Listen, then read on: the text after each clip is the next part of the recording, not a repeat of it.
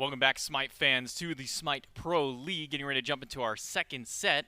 Just a reminder, if you need a comfortable chair to sit in to watch any of your games or do any of your homework or your office work or just game, or if you just want a good seat to sit in no matter what, go to needforseat.com. Use code SMITEMAX to get yourself a discount on our Maxnomic SMITE chairs. Thanks so much, Maxnomic, for being the chair sponsor here of the SPL once again. They're comfortable seats, and if you watch that video, it's a good tutorial on how to put those together. Luckily for you, they will come with some instructions on how to actually put them together. But it's J-Mac Tucker and Aggro joining me here for the desk on segment number 2, or set 2, I should say, of the day at the very least. The Camelot Kings, Jade Dragons. This one of our matchups of the weekend because it's a big one between these two teams. Huge. I mean, both these teams sitting at 1-1 right now in their group, and both have defeated the Valhalla Valkyries. So as long as they are assuming that the Leviathans will take care of business up against the Valkyries later on, then they don't have to worry too much about not making it out of this group. But I don't think that you want to go into the Phase 3 playoffs having only beaten the Valkyries in your group. That's not really the confidence booster that these teams should be counting on heading towards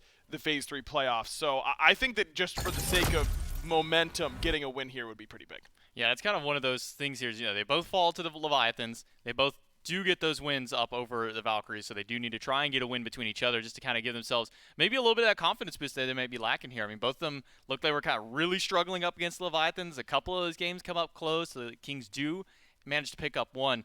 The Jade Dragons maybe have the most to prove up here after getting 3-0'd by the Leviathans. Really need to get a big win here. Maybe they can do that through their Hunter Panda Cat. Yeah, it's really interesting because the Dragons got 3-0'd by the Leviathans, but also 3-0'd the Valkyries, whereas the Kings got one up against the Leviathans, but also lost one up against the Valkyries. So both teams not necessarily playing their best Smite right now. I think you're right to bring up Panda Cat in the way that this duo lane is playing for the Jade Dragons, because historically this has always been a big reason for their success.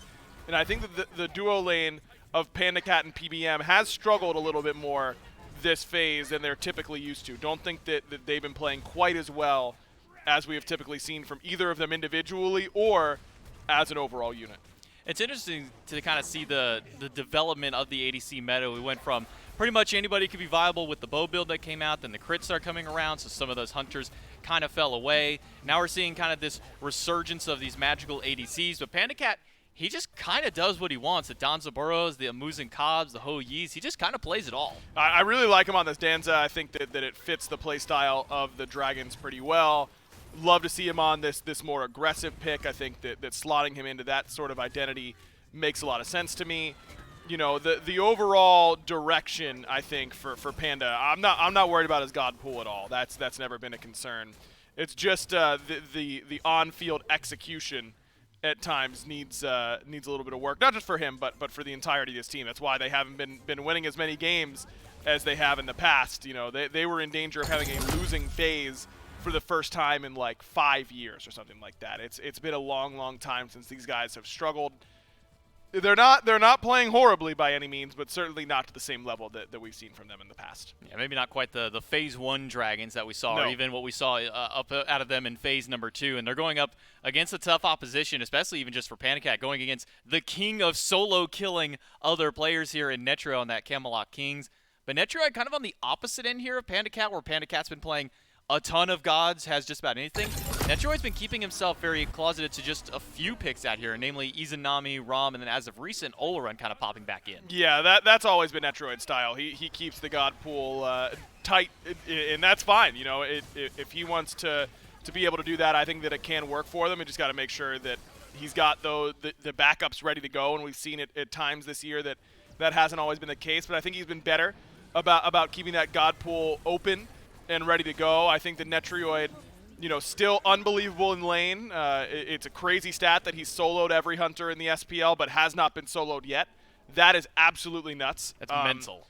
But at times, I think the team fighting positioning still gets a little sketchy for Netroid, but the team is ready for it and plays around it well, and it oftentimes doesn't end up costing them. So he's a dynamic hunter. He's one that's a lot of fun to watch, and I'm excited to see him go up against Panda Cat.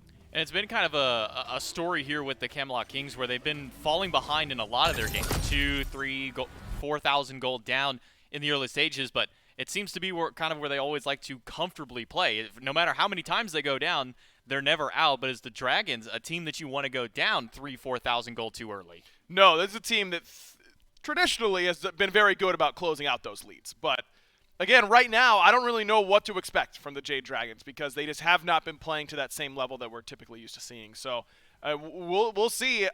Normally, I would say you can't afford to fall behind against the Jade Dragons, but these days maybe you can. We'll see what happens in game number 1. Picks and bans are ready to go and see where everything falls into place. We've been seeing kind of a huge shift up in gods that have popped up here. Quite a few unique picks that have really only come around the group stages. We've seen Hades, Olaron, some of the Magic ADCs have kind of been popping out here, and they all kind of fit back and forth between them. But do you imagine maybe some of the support focus? Last game, it was a lot of the mid focus up against Paul and his team, but do you think some of the support focus in this set is going to be the big thing? Yeah, I do, because both Genetics and PBM are a huge driving factor for this team. Not to say that Inbound and Aurora aren't for the Titans and the Scarabs, but I think that the identity for these teams is more strongly rooted in their support gameplay. And immediately you see a lot of Guardians taken off the board in the Geb and the Terra. You know, no real surprise there for those two Guardians nearing the top. But Sylvanas has been something that's been prioritized pretty heavily by basically every SPL team at this point. Yamoja continues to look really strong. And Sylvanas better in lane, but Yamoja kind of counters him when it comes to team fights because of River's Rebuke. So I wonder if either of these teams are going to be willing to pull the trigger on the support first. So, and I think that you have the advantage here if you're the Dragons, because you can just not pick your support top 3 if you don't want to, or top 2 and then pick it in that 3rd slot. But it ends up being Yamoja right away for the Kings, feeling like they value that team fight presence instead of the lane, which makes a lot of sense for their typical sort of setup for their team. Which is interesting because Genetics has kind of been prioritizing this Sylvanas so much that it has been a first pick. But it will be the Yamoja, and on the opposite side of the table, Serket instantly locked in by the Dragons, try and get some of that anti-heal. And then the Morrigan, who's kind of been off and on, in and out, kind of depends on some of those mid laners through, does make it as the 2nd pick for the Jade Dragons. And 76% win rate in 21 games is high. That's a high win rate for sure. And I think it speaks to how effective this pick has really been for a lot of different mid laners. It's not just, the Titans that are playing it. It's teams from all over the standings as well. Baronic can play it. Dardaz has played it a lot. And so the fact that even teams that don't have the best records are still winning a lot with this pick, I think speaks a lot to how strong it is. And you've already got a great transformation option with the Serket. You get another one now with this Nike. Herwin's going to have his pick of the litter. He'll be fine. And Netro gets to go back on a comfortable god with this Rom. On the opposite side here, Mulan, that kind of snuck in. We saw, I believe it was Nika who got a nice little game, a strong performance on this god. We've seen in the SCC via Deathwalker quite a few times pop up. And with some of those new little buffs that have come around Mulan, how do you kind of feel that she fits in this solo playstyle now? I don't know how much you can really bully in solo right now with how many Guardians there are, Cthulhu being so popular.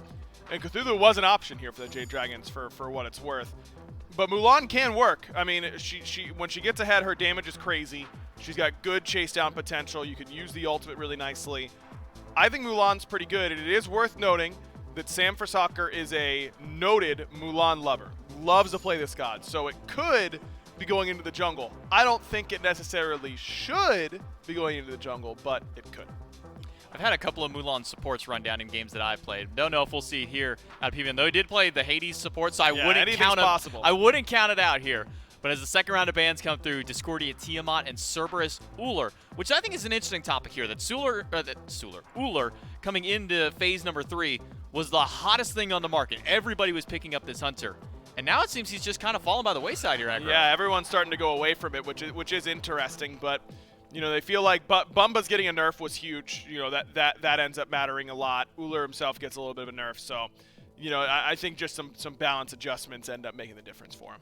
Well, after that, it'll be a Camazotz picked up by the Jade Dragons. And on the opposite side here, this pick that was previously reserved for Just Zeros. He was the only one playing it in this season of the SPL. Now a couple of other teams are starting to dip their toes in the Chang'e basket to see what level of success they can have with it. How do you feel that this Chang'e, with these other 3 picks around her, kind of fits in with this team? It adds a little bit of CC. We still have to see what Captain Twig is going to be playing. It's Erlong Shen, so now it's a ton of CC for the Kings. Not usually a huge fan of having a sustained mid laner alongside a sustained support because the enemy team just gets doubly paid on their anti-heal. Up against Serket as well, it's a little bit scary, but this Jade Dragons team is all dive, like all of it. And you know what? When the Jade Dragons, they're struggling right now, they have not been playing to the same level. I love them just saying, hey, let's take the gloves off, let's take off the glasses, let's stop thinking a little bit, and let's instead just W key. Let's just get in there because we can still do that. You know, we can still find a way to do that. Teams aren't doing this right now, though. You know, how strong is running it down in this meta? Hard to say. It might be too difficult to do it because there's so much farm that teams can still get on the map. It's harder to snowball your leads. There's a whole lot of reasons why we don't see teams just absolutely gun it down anymore. But if any team can absolutely gun it down in Season 8, it's the Jade Dragons. And I like it that when they're struggling, they go back to their roots. I think that makes a lot of sense. And they've picked up, I think you highlighted here, probably one of the best teams that you can do it with. I mean, Camelot, we saw it last set. How Layers just able to constantly run down. You throw a set in the duo lane here, something that, again, jumping into phase 3, Cyclone Spin really kind of brought this one back. Everybody was going, oh man, set ADC, it's going to be around for a while, and then kind of disappeared for a little bit, but Panda Cat looks like he's more than comfortable just kind of going back to this. If there's a game that Netroid could get soloed, it kind of has to be this one, right? Maybe you kind of have to be able to solo him in that 1v1. The concern here for the Jade Dragons is that they have no magical damage. You know, I understand they have a mage, but what's the Morgan changing into? Nothing magical. It's all physical. So should be Sovereignty, should be Breastplate of Valor, should be stacking physical defense here. You can even go Jade Emperors. Like, you can go anything in this game. You just got to get that physical prod. We'll see how things pan out in game number 1 between the Camelot Kings and the Jade Dragons. We've got Gormizer, we've got Mifflin, ready for game 1. That's right. It's me and Miff hanging out over here. Forget? Yeah, no joke. I almost said it's me and Gore, and then I thought about it, and I was like, wait, that is technically true, but probably not the accurate way to introduce this. I don't know if I want to talk about Chang'e or 3 Assassins, Miff. So instead, I'm just going to let you choose. Well, I think that Aggro highlights it properly in saying that the Jade Dragons are going for a return to form here. They say, all right, Poindexter, nice smite strategy you've got. We're going to go ahead and run it down, and we'll see whether or not They're it going to take works. their lunch money. Yeah. Here's the thing Shove about how you the into the Camelot locker, Kings nerds. belong in a locker. I'm going to put you in a swirly. But the Camelot Kings have drafted a composition that is very good at surviving dive. Big Man Tings is going to be very hard to lock down on this Chang'e. The sustain that Chang'e and Yamoja bring together means that if the initial dive of the Jade Dragons don't work, they probably just, by rote, lose that team fight immediately afterward. Captain Twig's got self-sustain, Variety's got 2 HP bars, Netroid can remove himself from the playfield and buy time for his team to reposition. The Jade Dragons, they need to hit the ground running with a composition like this, and I think Aggro, again, says it right. God, I hate saying that. We have to see Panda Cat probably find a solo kill set up against Netroid on this ROM. You got to expect that guy to find a lot of pressure. Yeah, it does kind of encompass it. The Dragons, you know, as much as we want to look at it and how hyper-aggressive this team wants to be played, first off, double assassin duo lane, yeah, that wants to kill you as quickly as possible. It's going to be so annoying if this hits 22 minutes and you try to kill the Kings. And you've got Mike. His ult's going to be helpful. Of course, having a Morgan on your team is always going to be nice, being able to transform into just anybody. If you need sustain, you can take it. If you need more assassins, I guess you can take it. But it's going to be interesting to see, because the Kings, at least from what we've seen over the last few days, weeks, months, are fine going down super early in this game, waiting for 15 minutes, and then just deciding that that is the time to turn up and showcase what they have. I'm also curious about this Mulan.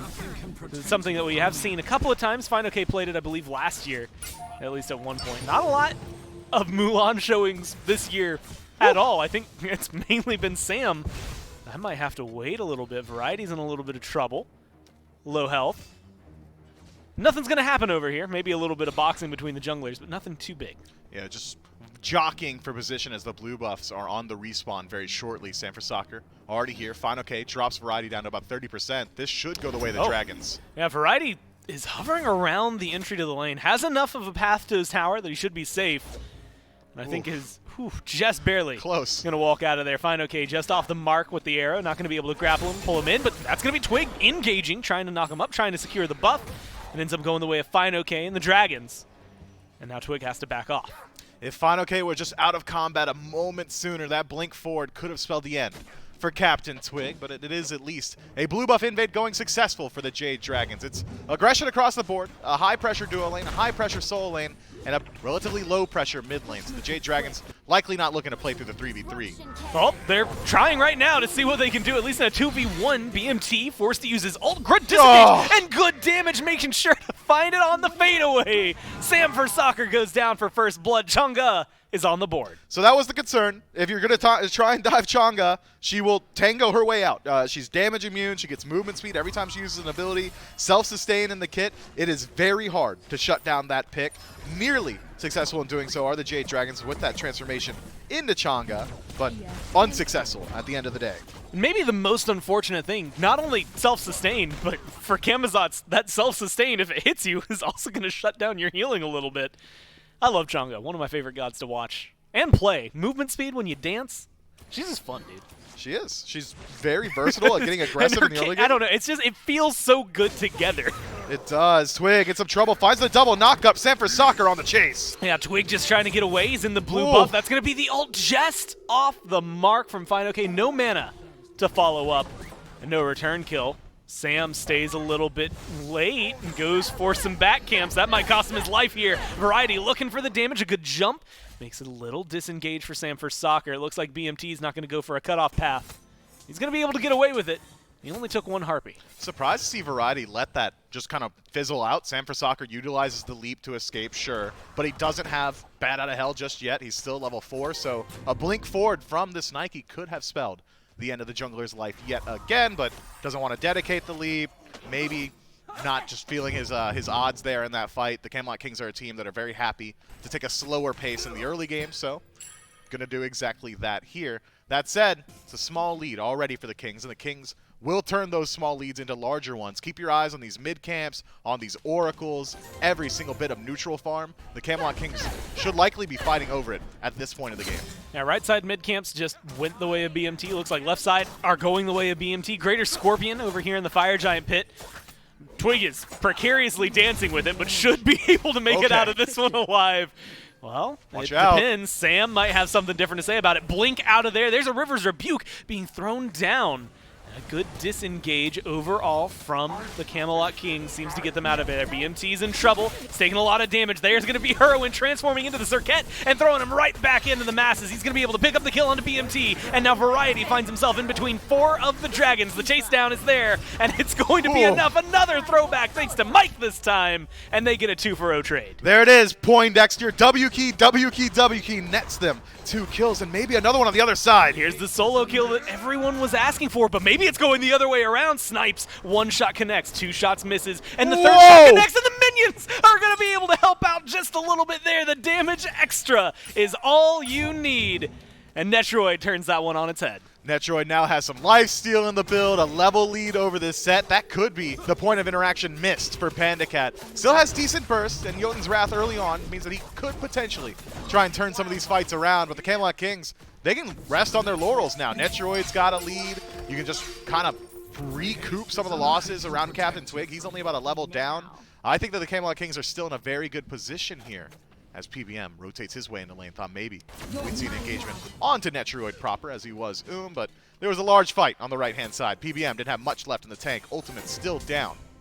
We're throwing it out there, and it's something I'd have to double-check after yesterday, but from my knowledge that I remember looking at last week, Netroid had 9, let's go ahead and take that over to 10 solo kills, and has not been soloed once this year that he's been able to pick up these kills. A well play. Unfortunate for those archers putting in the work today for the Kings, making sure that that kill ends up going their way. I think that there's no stopping Netroid from rolling in and trying to get that shot, but it is almost a death sentence trying to solo this dude. It is, man. And that 3rd shot was a hard read. PBM knows that he needs to make his stamp known in the long lane, setting up a gank here. Here goes. He's got the ult ready for himself as well. You can try to 2v1 it.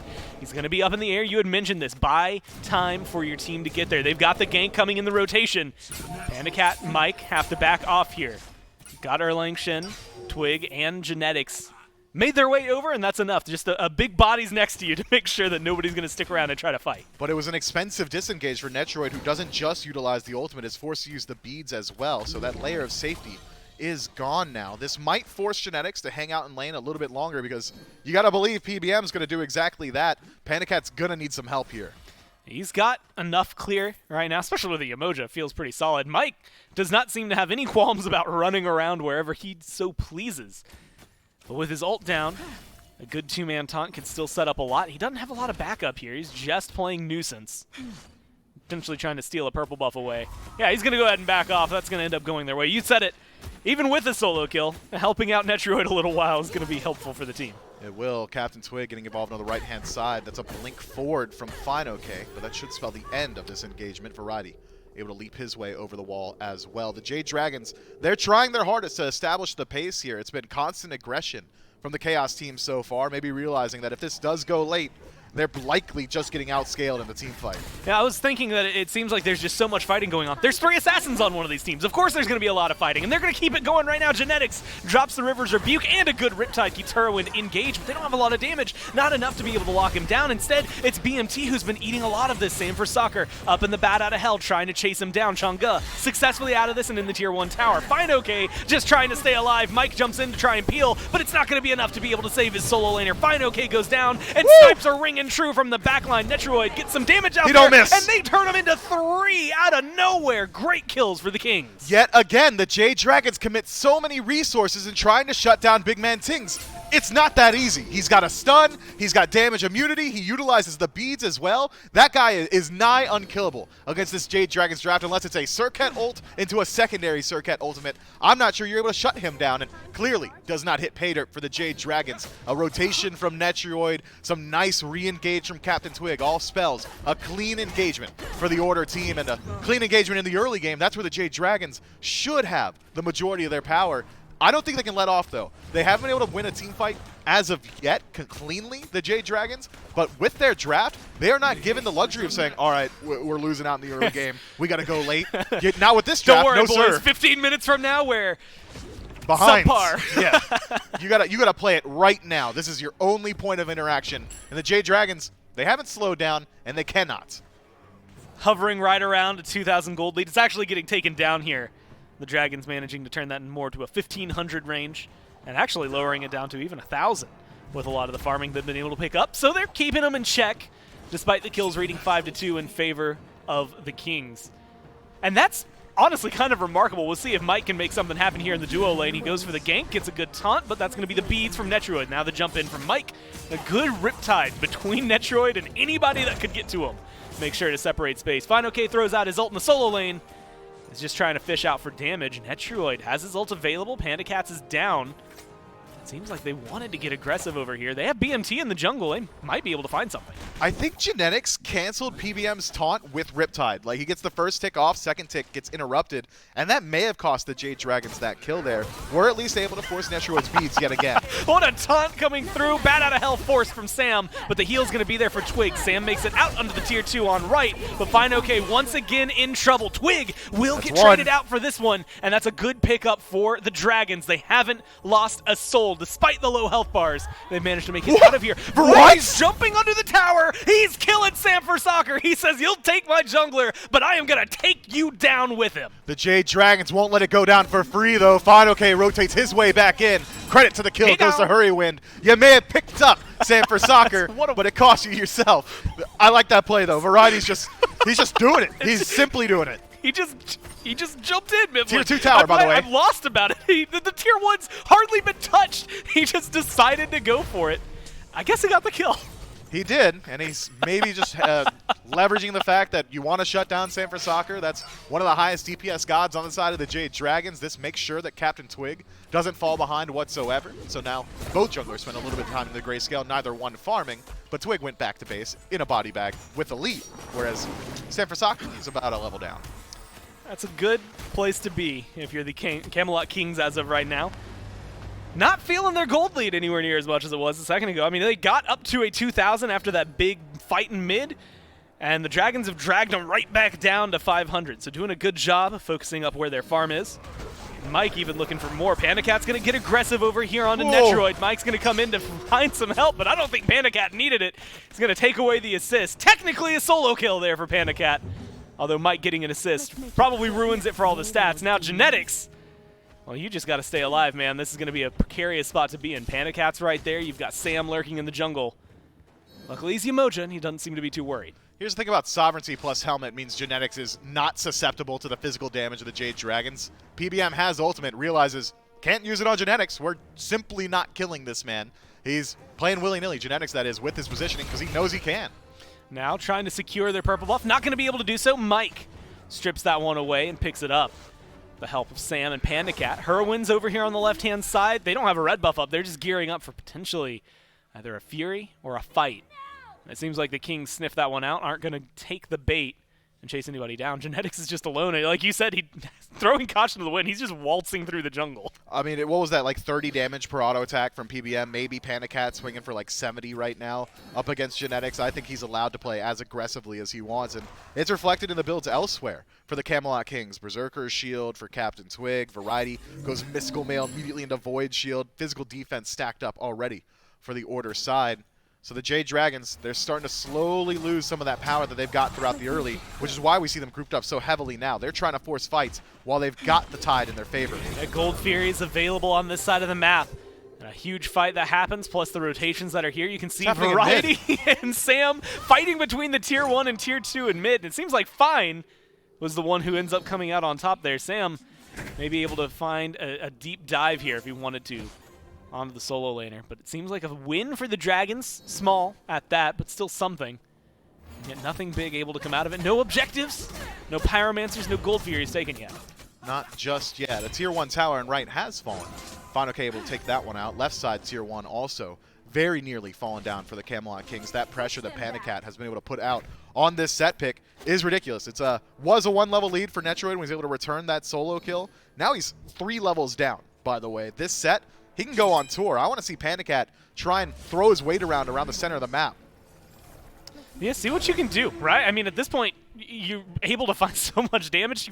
You had mentioned it, but 4 levels is kind of massive. Good Lord. Yeah, that's huge. So hovering around that 3.5 mark. He's doing pretty well, I think, is enough to say about the duo lane. Netroid, he's going to be hanging out, farming for a while. This Gold Fury is really the one I want to look at. 3 assassins. We always talk about like hunters, their ability to burn. If you run like any hunter plus soul, usually you get objective burn. How's it fare with 3 assassins? Your objective burn is pretty all right. It's not as high as a double hunter composition because it's generally just Panda Cat and Twig in some trouble. Yeah, he's just trying to stay alive. Never Mike mind.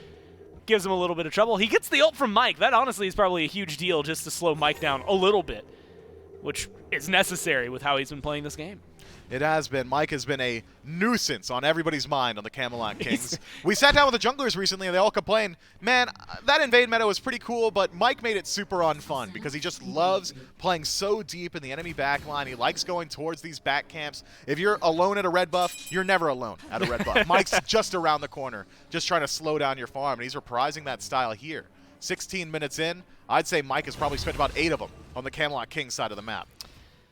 And happily. I mean, he's walking by. Like, him and Genetics, I like the like, casual nature of recognizing we're both supports. Like, I'm not going to be able to kill you because I'm Yamoja. You can't kill me because I'm tanky. There's nothing we can do here. This might be a different story, though. You've got some backup, and now Twig's going to be caught up in the mix as well. River's Rebuke gets thrown out, and that's going to help lock down Panda Cat. But there's not enough follow damage. He's level 17, and no one's been able to find him. Genetics instead is the one taking a lot. But Variety comes into the backline, gets rid of Panda Cat. So far, it is your carry for a support in terms of trade. Twig is low, Fine OK as well, and it's going to be the Kings re-aggressing. Big man Tings, Chang'e putting out some damage. Yeesh. That was unexpected. Twig blings forward and gets the damage necessary. Sam goes down as well, and it's a 3-for-1 trade. Heavy stack from the Jade Dragons in a narrow corridor up against Chang'e means you're probably losing out on a couple sets of beads. Synced up beads timer from both Hurrywin and Panda Cat means he hit at least 2 with that ultimate, and forces out both of those defensive relics. That damage output very clean as well. Created a space for Captain Twig to back up, re-engage, utilize that blink, and find the knockup. Cleaning up the kills and the objectives, pushing themselves, the Camelot Kings that is, back to around a 2,000 gold lead. Just hovering there, though. It's a little worrisome. I mean, you're 17.5 minutes in. Technically, your draft should start being a lot better at this point. But the Dragons brought him down from a 2K lead earlier. And it's they something did. I could see them doing pretty well here if they get things under their belt. We can take a look back, specifically watching Variety here, getting into the backline to kill off Panda Cat. Yeah, he's going to go massive. Has the engagement coming to his way very easily. Nice knock-up, creates some space. Is able to apply the slow as well. Variety just goes unchecked in this team fight. Nobody's looking at him. And then a perfect swap being able to watch this. I mean, you had just mentioned it, but Chang'e, narrow passageways, whether it's your ult, your 1, your 3, you're happy with any of it. because it encompasses so much. I mean, look at that. That was the tail end of the ability. It was. I mean, Big Man Tings cannot be left unnoticed in these team fights, but he's also incredibly survivable. To the dive of the Jade Dragons, it's almost a damned if you do, damned if you don't situation in that if we ignore Chang'e, she's going to sink massive damage into us because he's got a 2-level lead. If we go on Chang'e, probably just going to live because beads, shell, second ability, all that damage immunity makes it so easy for BMT to reposition in these fights. It's now up to PBM instead to try and get aggressive. BMT going to have to join the mix. No, he's on the other side of the map. It's going to be the River's Rebuke separating things up. Twig takes a lot of the damage. Good. Riptide actually keeps Twig engaged in this as opposed to the disengage they probably wanted. And the Dragons are able to eat the jungler alive without having to lose much in the process. That's a little My B moment from Genetics. Cancels out the turtle form from Captain Twig, but I'm not sure that he was making his way out of there either way. The Jade Dragons just see one person isolated and say, jump on him. We got to get in there. Take the fight right now and win out on the initial. If we can stagger some of these engagements, pick up a singular kill, then maybe the 4 versus 3 feels a little bit better for us immediately afterward, and that's how it pans out. Maybe you Caster's cursed. The Camelot Kings here. The Jade Dragons cut that lead yet again, now down to 1,000. They're just good at that. You know, if anything that they can do, it is make sure that these mountains only cause small peaks overall. I mean, look at the experience as well. It was a huge jump in favor of the Kings that was pulled right back. Granted, a lot of what is in favor of the Dragons is Panda Cat versus a lot of what is in favor of the Kings of the other side there for BMT. Up in the sky, Netroid goes up and down. Uses that ult mostly for the CC immunity. He's going to be able to stay alive and disengage Panda Cat PBM. Watch as they walk back there. With Umoja here, you've got the healing. You're level 16 versus level 19. Difficult to overcome that gap. Take a peek at the Camelot Kings relic selection here, Gore. That's a triple shell stack. They're not dying to the initial push. That's all these relics say to me. We don't need Aegis. We're not immuning a singular burst damage ability because it's just the Morgan that's got that. It's let's shell and just stand our grounds. And with all of the survivability you had highlighted at the beginning of the game, it's going to be difficult to eat through that. Plus a shell on top of it. And then another shell. Yeah, and then another shell. All of that helping those basic attacks and making these assassins hurt a little bit more. Mike goes into the back line. He's surrounded by 4 Kings, but he pulls him out the Pyromancer, which is a big win for the Dragons. They're going to start it right back up. Heroin just on the other side of the map. There's a little bit of damage out there, but the Kings secure the Pyromancer. Now they're going to jump in, and they're trying to get aggressive. Heroin transformed into the Nike, and he's trying to separate things as best he can. Sentinel of Zeus was already used by him, and it is not going to be enough to keep him alive. He de-transforms, and Netroid just takes him down. Finoke's low, and Twig is chasing him around. He's going to get the knock-up, a little bit of damage, and that's all you need with the Mannequin. Secures the kill, and finds it 2 for 0. The Camelot Kings now in a very dominant position to look towards exactly this. The Fire Giant pulled out. Sanford Soccer shows himself in mid. No way he makes the rotation. Panda Cat has to tie up his cape and make a hero play. He's standing around. He's walking around on a ward there, so they should have noticed him at least a little bit. Waiting for this assassin. Can he get in there? He threw out one clone. He's going to go ahead and decide to do better. PBM on the left side of the FG pit. He's just going to have to wait. Fire Giant's gone. All 5 members of the Kings have it. Yeah, the run-it-down strategy of the Jade Dragons has been thwarted by this defensive composition of the Camelot Kings so far. We're not completely out of the clear if you're a Camelot Kings fan. About 5,000 experience does feel pretty good. Fire Giant on 5, 21 minutes in. Similarly, feels great. Maybe taking out a tier 2 tower with 0 opposition as well to just put a little topper on that cake. Push your gold lead roughly to about that 4,000, 5,000 mark. The Camelot Kings now can just regroup, go ahead and group up on these towers, strip away the Primal Fury on the tail end as well. I don't think they necessarily need to go towards Phoenixes here. They don't need to rush themselves. They've got the greater scaling come late game. So instead, just play it slow. See if maybe the Jade Dragons leave their chin exposed, and if they do, knock them out. Have to figure things out. They're grouping up on the right, the Dragons are, that is. At least as of right now, PBM and Panda Cat at the blue buff of all things.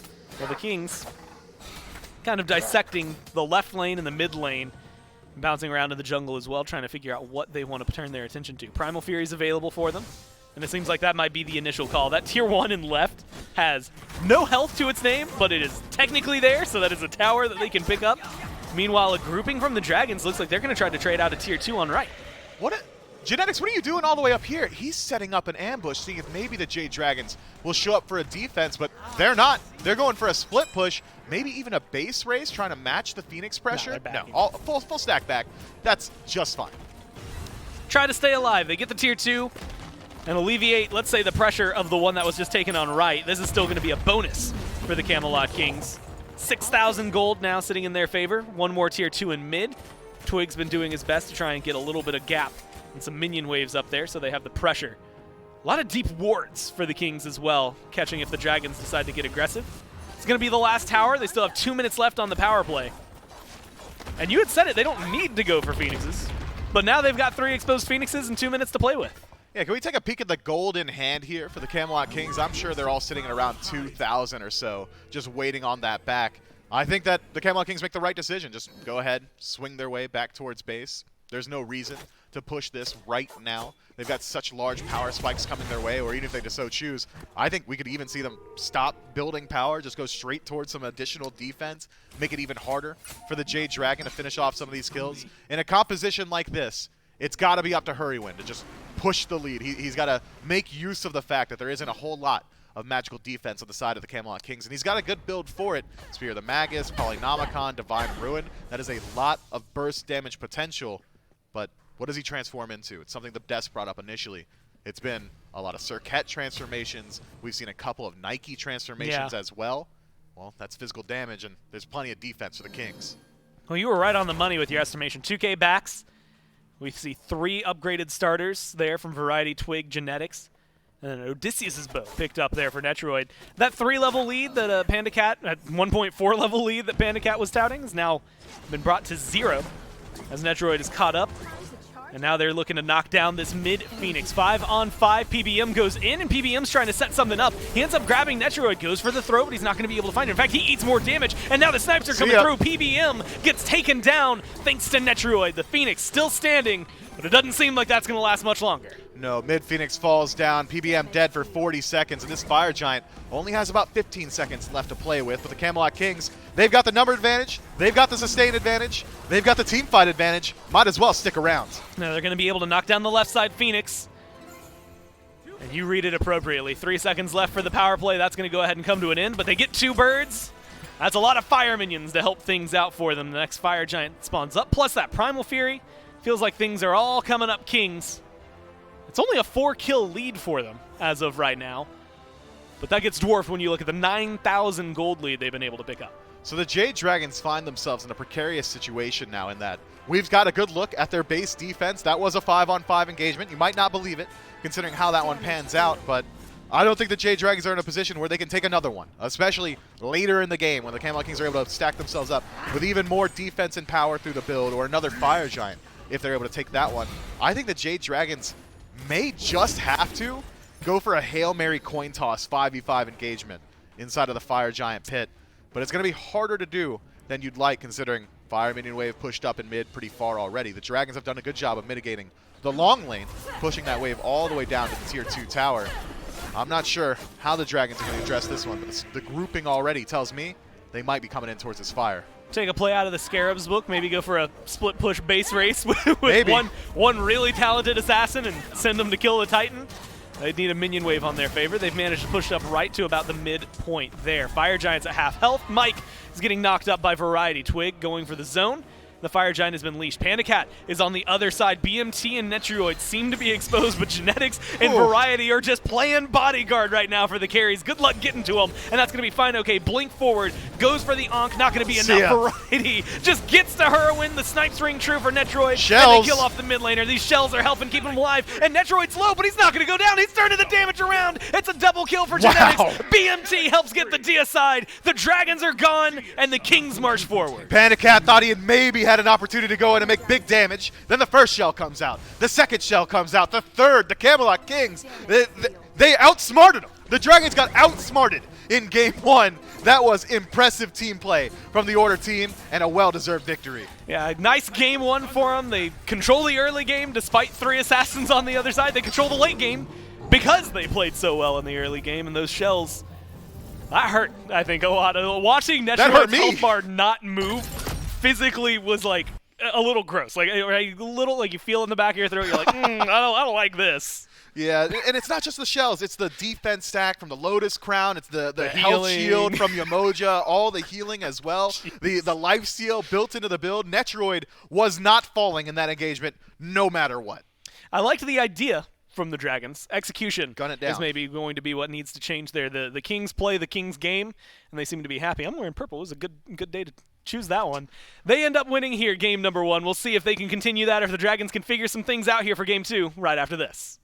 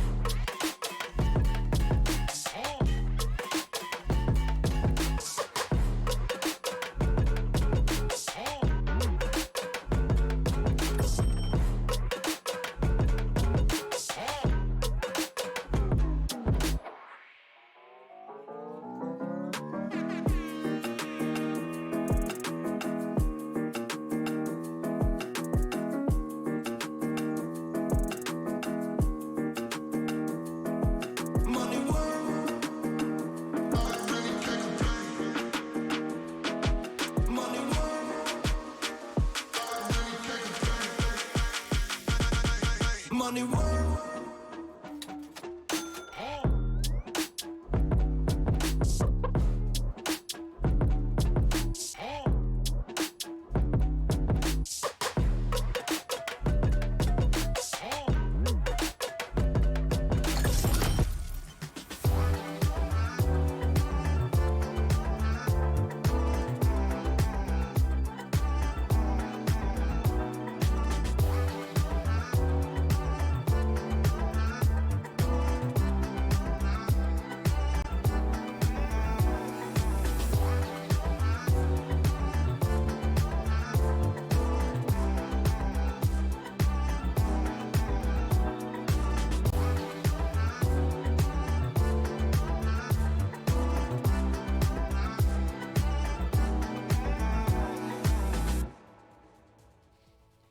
Welcome back, everybody, to the SMITE Pro League. First game is all done. It's the Camelot Kings come out on top. I talked a little bit about the merch earlier at shop.smiteproleague.com to warm up your upper half with some of the hoodies, the blankets, and things like that. But you got to keep the lower half comfortable, too. We got joggers in stock over at our Inside Apparel website here at shop.smiteproleague.com, one with all of the teams, and then a mouse pad. If you want to go ahead and grab a mouse pad, too, might as well, while you're sitting over on that site. Joggers, mouse pads, the hottest things right now on our shop.smiteproleague website, so make sure you go pick yours up before you don't have an opportunity to do so anymore. Once again, thank you to our friends over at Inside Apparel Company for providing all of this to us, and all of you at home who can go ahead and pick some of this up here. The Camelot Kings pick apart the Dragons in game number 1. Bit scrappy right there at the very beginning of the game, but at the end of it, the team fight out of the Camelot Kings aggro, it's just hard to deal with. Look, I mean, the strategy was sound from the Jade Dragons. We're going to group up and we're going to kill you. And then they group up and they're like, oh, we got to worry about Yamoja healing and shielding, and Chang'e healing, and Chang'e ult, and Ram ult's going to buy them a lot of time, and oh, Nike's going to push us back, and Erlong Shen's going to control us. I mean, just the way that the Kings played these fights was so impressive. I mean, this play from Sam dying to big man Tings under the tower, that was just perfectly played by Tings. Tings just had a really good game, I thought, on this Chang'e. Made it very difficult for the Titans to do, or for the Dragons to do exactly what they were able to do, because that composition could only be played one way from the Dragons. They could only gun you down. That's the only option, and that just did not work. Yeah, it was all death ball pretty much from the beginning. I think you talked about it at the very start of the deciming, and this is a W key composition that came through. Netroid picks up another solo kill to add to his book, though granted, there was a solo kill returned right back to him, even though if there was an assist. And interesting enough, on that kill, I kind of talked about it, to you coming back through there, but that spawn at his foot was the only reason that Panda Cat probably actually dies in that instance. But here in game number 1, man, just some big plays coming up by the Camelot Kings. Genetics on this Yamoja has just been a threat. This Yamoja as a whole has just been a threat all weekend. Look at how Genetics played that fight. He threw 1 stun, and then he goes, okay, 2, what do I want to do here? Okay, 2, and then I'm going to go ahead and 2, and then maybe 1 more, 2, and oh, everyone's dead and my whole team's alive. Funny how that works. The Yamoja just ended up working perfectly, and it is Sav, and a Jade Emperor's for him. Lotus Crown from Tings instead, which I think is really smart. Give him that physical protection.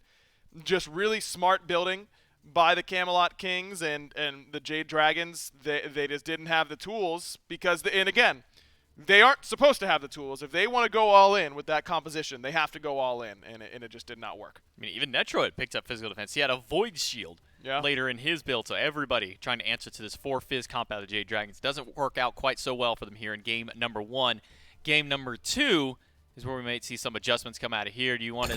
What kind of changes do we see out of Dragons in game 2? Do they go to more of a traditional style of play? Or do you think they maybe try and do another, kind of one of these run it down style comps? Well, in game 2 up against Leviathans, that's when they pulled out the Hades support. So let's not do that. That number 1, cross that off the list.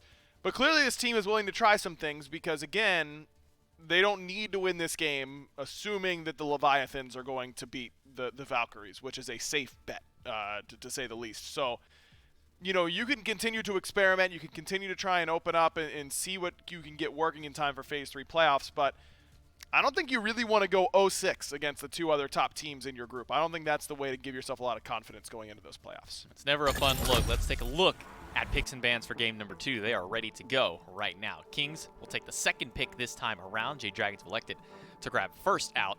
We'll see if anything changed out. We saw a little bit of the kind of Guardian and support be the main priority in the bans in game number 1. You expect maybe a lot of same here in game 2.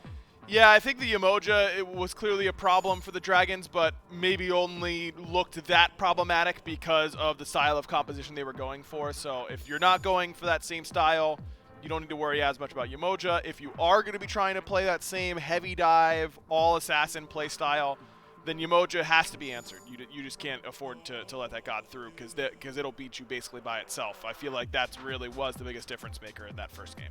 Jade Dragons, their first two bans out, Oleron and Izanami on the opposite side of the board. It is a couple of those Guardians throughout there with the Geb and the Ardio, but first adjustment from Game 1 into Game 2, the Jade Dragons make. They do remove the Yemoja off the playing field. They don't want to give Genetics another chance to play it, but at the same time, that's also making the call for them to say, we don't necessarily want to play it either here. And as we round out the bans, it is a Terra on the opposite side for the Kings. I think I'm going Sylvanas in this spot. I mean, it is, you got your 3 Guardians off the board and at least support Guardians in Geb, Terra, and Yemoja.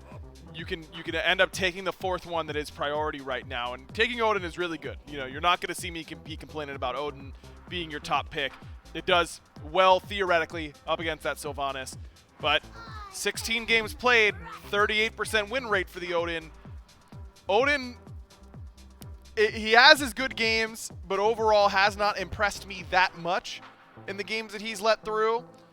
I think it's just a case of everyone's been banning him all year, and so he has to be good, but I'm not so sure. But, until I get some more data, I don't feel like I can say for sure that I don't love the Odin first pick, but I think the beginning part of these numbers indicate that maybe he's not as good as the priority says. One thing that has been working out for the Camelot Kings, I believe in the last 2 games that they've pulled it out and has shown success. Variety with this Ratatosker, and then the Sylvanas, as you were calling for just a moment ago, will be locked in for the support of the Camelot Kings. This Ratatosker solo event, we saw it come up a couple of times at the SCC. Like Relentless one was a player who really liked it, but it seems that Variety is also kind of taking a liking, kind of a little bit of a throwback. I think it's like Season 3, Season 4, back towards Worlds when we really saw like a solo lane Ratatosker make huge waves. Yeah, he was playing that back in the day, and it has been very good for them. Just allows him to affect the map a little bit more early on in the game, and just really hard to kill, good CC, prot shred, front lines for you effectively, kind of does it all. I really like the back line here for the Jade Dragons, getting Jingwei. I mean, we're starting to see Jingwei all of a sudden, and it's a lot of these knockups are starting to come in, and Sylvanas being meta, Ratatosker potentially being more meta. Anytime there's a lot of knockups, Jingwei agility looks really good. So I like that pick here for Panda Cat. Soul has been Heroine's best god this phase. Get him on that selection, guarantee your pressure in the mid lane that way. I think the Dragons have made good adjustments, clearly taking their foot off the gas pedal a little bit in comparison to what we saw last time, but probably for the best. And then the Kings are still sticking with stuff that has worked for them. Discordia now towards the mid lane has shown a lot of success. Kind of a rise of Discordia up here, kind of replacing Raijin, I would even say. Because Raijin has been, unchecked, pretty much unseen for the entirety of this entire group stages. Yeah. So he's kind of gone out. Discordia has popped up here. But in the ban column, it's the Kings focusing out some of the jungle and support. Fafnir, Erlong Shen. The Jade Dragons, they'll take away Loki. And then another stab over at Netroid's Godpool, banning away the Rom. And after that leaves open the Charybdis, which has kind of been flexing between that mid and that Hunter role, but this time it'll be Panda Cat piling it. Yeah, I mean, I think that Netroid, he's been so locked in on these few Hunters. To see him take something like Charybdis being a new look is interesting to me. How is he going to perform on a pick like Charybdis that isn't the same style of god necessarily, a little bit more ability-based. But, having that safety, pretty good. He usually plays those types of gods well. And if he can show that Charybdis is in the god pool and one of those premier hunters for him, then that's going to be really good for the Kings. So this is a good opportunity for Netroid to show that he can really be locked in on another hunter. And it'll be a Hunbats to round out the Camelot Kings draft. On the opposite side, the Surcat comes back in for a second game, most likely out of the jungle this time with a Xing Chen and an Odin. Xing Chen, with these kind of double hunter compositions, maybe no surprise that we're seeing him kind of pop himself back up. Exactly, a little bit more auto attack reduction from that Furious Roar. You're feeling good, but he's on the team with all the auto attackers this time, not really going up against them. I think Xing Chen is fine. You have guaranteed lockdown on the Sylvanas. That's going to be really annoying for Genetics to deal with. I like the Sylvanas in general, but up against Xing Chen, you can kind of struggle. Good CC from the Jade Dragons. A little worried about their damage output. I think that Rat is one of those characters that it's really hard to kill a lot of the time when he's coming out of the solo lane, and having to land consecutive autos against a character, the tiny hitbox and darting all over the place and double twoing, it's kind of tough at times to lock him down. So we'll see if Variety runs wild. We'll see if the Dragons can bring it back and tie up the set, or are the Kings going to run away with game number 2. Let's take it down to Gordon Mifflin. Now let's find out if the Dragons have what it takes to bounce back. They get some signature picks here. Although Xing Xin doesn't necessarily jump to the forefront of my mind when I think Mike. An interesting draft for them. And of course, the Kings bringing in a new look for themselves as well. Charybdis for Netroid, not something we've gotten to see. But you should be worried. This Ratatoskr for Variety has been a big deal the last couple of weeks. Feels like there's a lot of winning combinations on both sides. Every time Variety ticks over to level 5, he ults and he heads towards mid. So just keep your eyes on the levels of these solo laners, and we'll see if it rings true here yet again. But I like this Jade Dragons draft a lot more. Generally just because I'm a fan of just like standard Smite compositions, a couple of magical damagers, decent scaling into the late game, double auto attack composition means that objectives are going to fall down pretty quickly. Final K has good CC lockdown. Ring of Spears legitimately changes how you're allowed to think about games and think about your team fight. So the Camelot Kings might be forced into a Phantom pickup early on. So expect a much slower pace to this one, Gore. I'm not sure the Jade Dragons are going to be jamming it down as much as we're used to. Well, Variety, he's got to be careful. He's played this Ratatoskr a few times against the Warriors. And I think this has happened almost every single time at the beginning of this lane, but this Odin is not going to slow down. Final K is going to run into the tower, and he's going to be able to pick it up. First blood for Final K, 51 seconds in. Okay, clean play. Gungnir's Might pretty good at level 1. Variety tanks a little bit too much damage early on, and then an early level 2 spike for Final K means that he's able to leap his way in and finish off that kill. Great start for the Jade Dragons, and Final K finds himself a nice little lead before the minute mark. Good stuff. All wins overall for the Dragons. Right after you said they don't need to run it down, Final K, he didn't get the memo yet. He's going to be playing whatever he wants to in the solo lane. I'm interested in this duo lane. Normally we've seen Sylvanas, and that tends to go to aggression or some pulls, some sick plays, things like that. Haven't seen a lot of control. I mean, you can see the minion wave being pushed up by the Kings. But Mike and PandaCat are playing a lot safer, and they've got a duo lane to do it. They do. Jingwei, nearly impossible to kill at any portion of the game. Sylvanas' ultimate essentially does not work against PandaCat, but a nice pull onto Mike. It doesn't work on him either. He's got 2 leaps. It's the good disengage, right? It's okay. You pull PandaCat, he knocks himself up and dashes away. You pull Mike, he jumps away twice. And that's going to be obnoxious to deal with. So I don't know how many kills we can expect to see over here. And yet my mind says there's going to be some at some point. Mike uses one of those jumps onto Genetics and Netroid. But again, it falls apart. It's going to be the solo lane instead that has some stuff going on. Sam's deep in the jungle. This blue buff around the Camelot King side is about to spawn. Fine, okay, looking to zone out Variety as well. You've got 2 assassins on the side of the Kings. They're not necessarily the tankiest as of right now. It's mono v mono, solo v solo, jungle v jungle. And Twig is going to be able to throw out the Sacred Monkey. Goes for the teleport, and that's going to be the flurry, the rush. Variety finds the kill, and now it's a 2v1. Fine, okay, does not have the disengage for this. The jump is good, but the follow-up is a little bit better. Overhand smash, and Twig gets the kill. Man, Sam for Soccer is just not having the best day here today. Just gets caught out inside of that team fight. The monkey bounce, a little bit lucky, ends on Sam, so it makes it pretty easy for Captain Twig to re-engage. From there, Odin, fine, okay, caught out, just trying to help out his jungler. So the Jade Dragons had a lead, Operative had a lead in the soul lane. It's been cut down immediately, and now it's a complete lead as far as team fights are concerned. Experience and gold favoring the Camelot Kings. Plus, you get a kill onto your jungler and your solo laner. That feels like it's going to help everyone out a little bit. And I believe, yeah, was able to successfully go in and steal a buff away. Sam is deep in the jungle one more time, though. And potentially going to get caught out here. Luckily, Serket has a lot of mobility. That should be the disengage. They don't have a lot of mana to work with, but still 2v1s are dangerous to try and fight at any stage of the game. Sam's going to back off. Everything goes back to normal. Mike, normal. Yeah, there we go. Fall back. Everything's fine. Hurry win. Tries to solo him in mid. Doesn't connect any of the damage onto Big Man Tings, who's able to just walk himself out of there. Doesn't have to use the beads. Doesn't lose out on just about any of his HP either.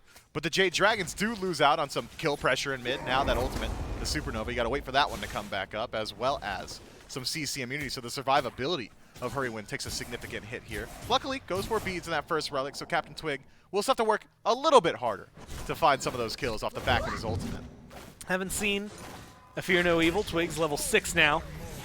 Variety makes it up into the air. And unfortunately, I'll have to call you out here. The first ult, not used to get to mid. Variety has to use it to stay alive. We'll see if the next one is going to maybe be some transport. No shot. He is sticking around in this lane and moving forward as well. This could be dangerous territory for Variety. Fine, okay. Doesn't have a lot of mana to work with.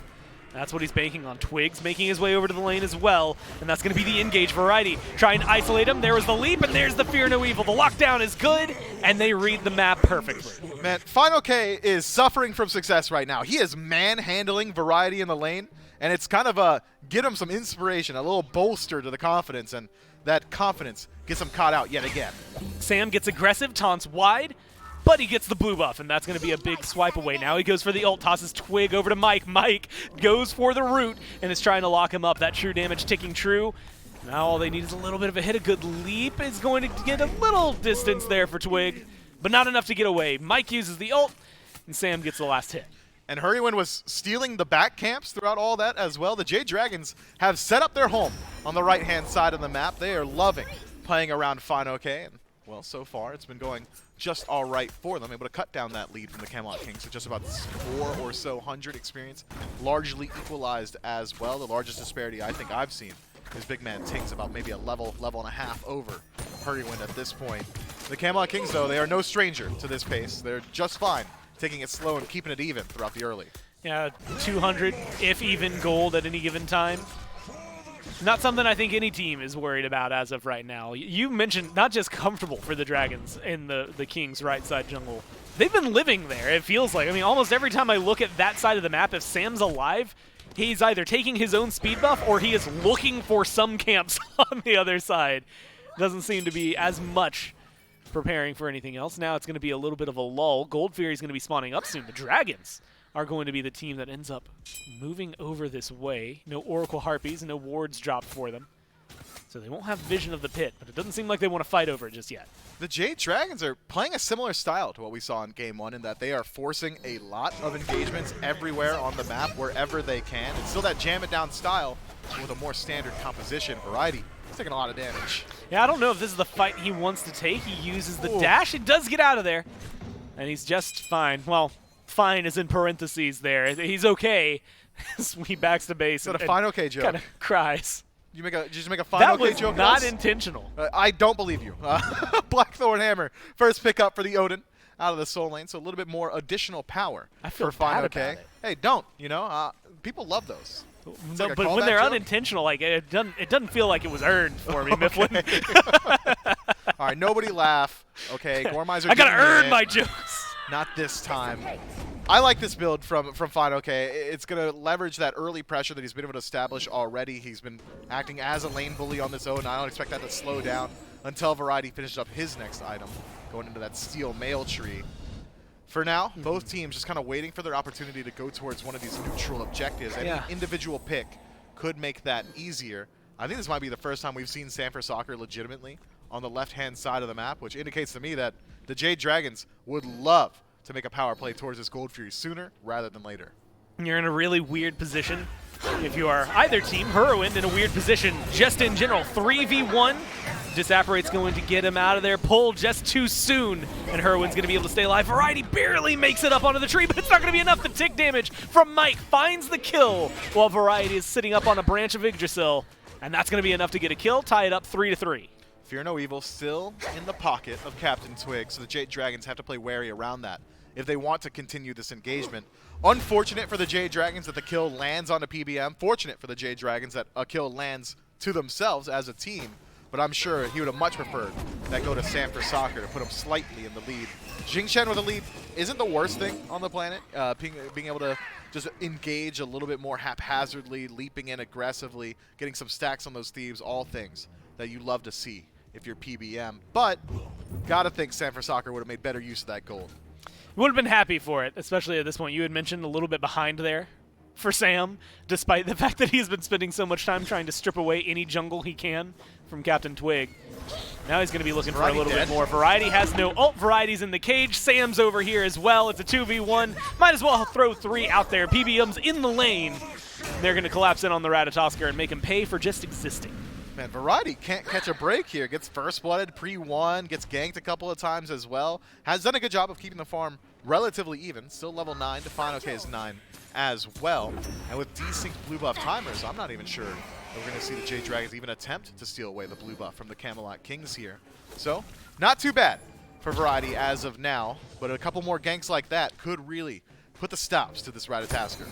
Hasn't been able to have the huge impact we've come to expect. Honestly, feels like he's gotten the same amount of deaths this game that he's gotten on Ratatosker in general over the last couple of weeks. It's low, although it might be somewhere maybe closer to 6, just to give credit to him. Variety has been doing a lot of work with that late game pick. And this, again, you had mentioned that the Dragons don't necessarily have to play as aggressively as they are, but they are causing a fight wherever they happen to be walking now. It's going to be Twig's turn. He's going to get the Fear No Evil. FinoK's half health. The stun is good. The shield seems to be enough, and there's going to be a great taunt from Sam. Peels for it, and might just turn this one around. Goes for the toss onto Variety. Gets the kill there, and Mike is chasing down Twig. One hit is all you need. The jukes are good so far from Twig, but you can only juke so long into the waiting arms of Whirlwind or Mike.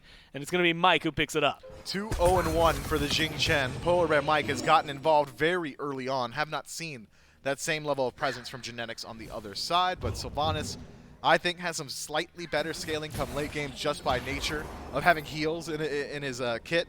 So maybe PBM very happy to set the pace early on. Despite all that, it's actually the Kings starting up the Gold Fury. And they kick it off and then immediately leash it because Mike shows up. And you can see a little bit of showcase from PandaCat. Just peeks over there. We haven't talked a lot about the Hunters. They've been very quiet over in their lane. It's a 2-level lead for PandaCat. Wow. And I don't know where he got it, if I'm going to be honest with you. Yeah, me either. Jingwei has a 2-level lead over Charybdis. They're both playing incredibly safe Hunters, but maybe leveraging that crit early on. PandaCat likely getting the better end of some of these engagements. Just the passive of Jingwei, making sure you're not missing out on any of that farm. The ability to fly out of base and just head straight back to lane. All these TKOs on a Netroid have slowly added up to a quiet 2-level lead for PandaCat, but 2 levels, crit early on. Jingwei has crit in the build thanks to explosive, or in the kit thanks to explosive bolts. That means that Jingwei is going to have major DPS on this Gold Fury given any opportunity. Well, now it seems like the Kings are going to try to change everything about that. Go for the Jingwei. We had mentioned it earlier, hard to kill off a Jingwei, especially when they have every safety mechanic available in their kit. Beads and ult used. And then an extra dash just to make sure that you're even further away. It's going to be BMTUs getting aggressed on Sam. Threw him up against the wall. That is going to be a huge ult from Whirlwind. And it is going to be overkill onto the Discordia. Jade Dragons, they're Jade jamming right now. I mean, it's a different draft, but it's the exact same style, but this time hitting pay dirt a little bit earlier on. 7-3, 12 minutes into this game, and nearly 3,000 gold lead already. Variety just does not get to exist over here, according to FinoK. This is either going to be a TKO or the full KO if FinoK goes for the lead. It looked like he might have considered going under that tier 2. Maybe a little bit of payback onto Variety for game number 1. They're going to get the back off. And instead, it's going to be Scorpions. Pyromancer just now picked up for the Dragons as well.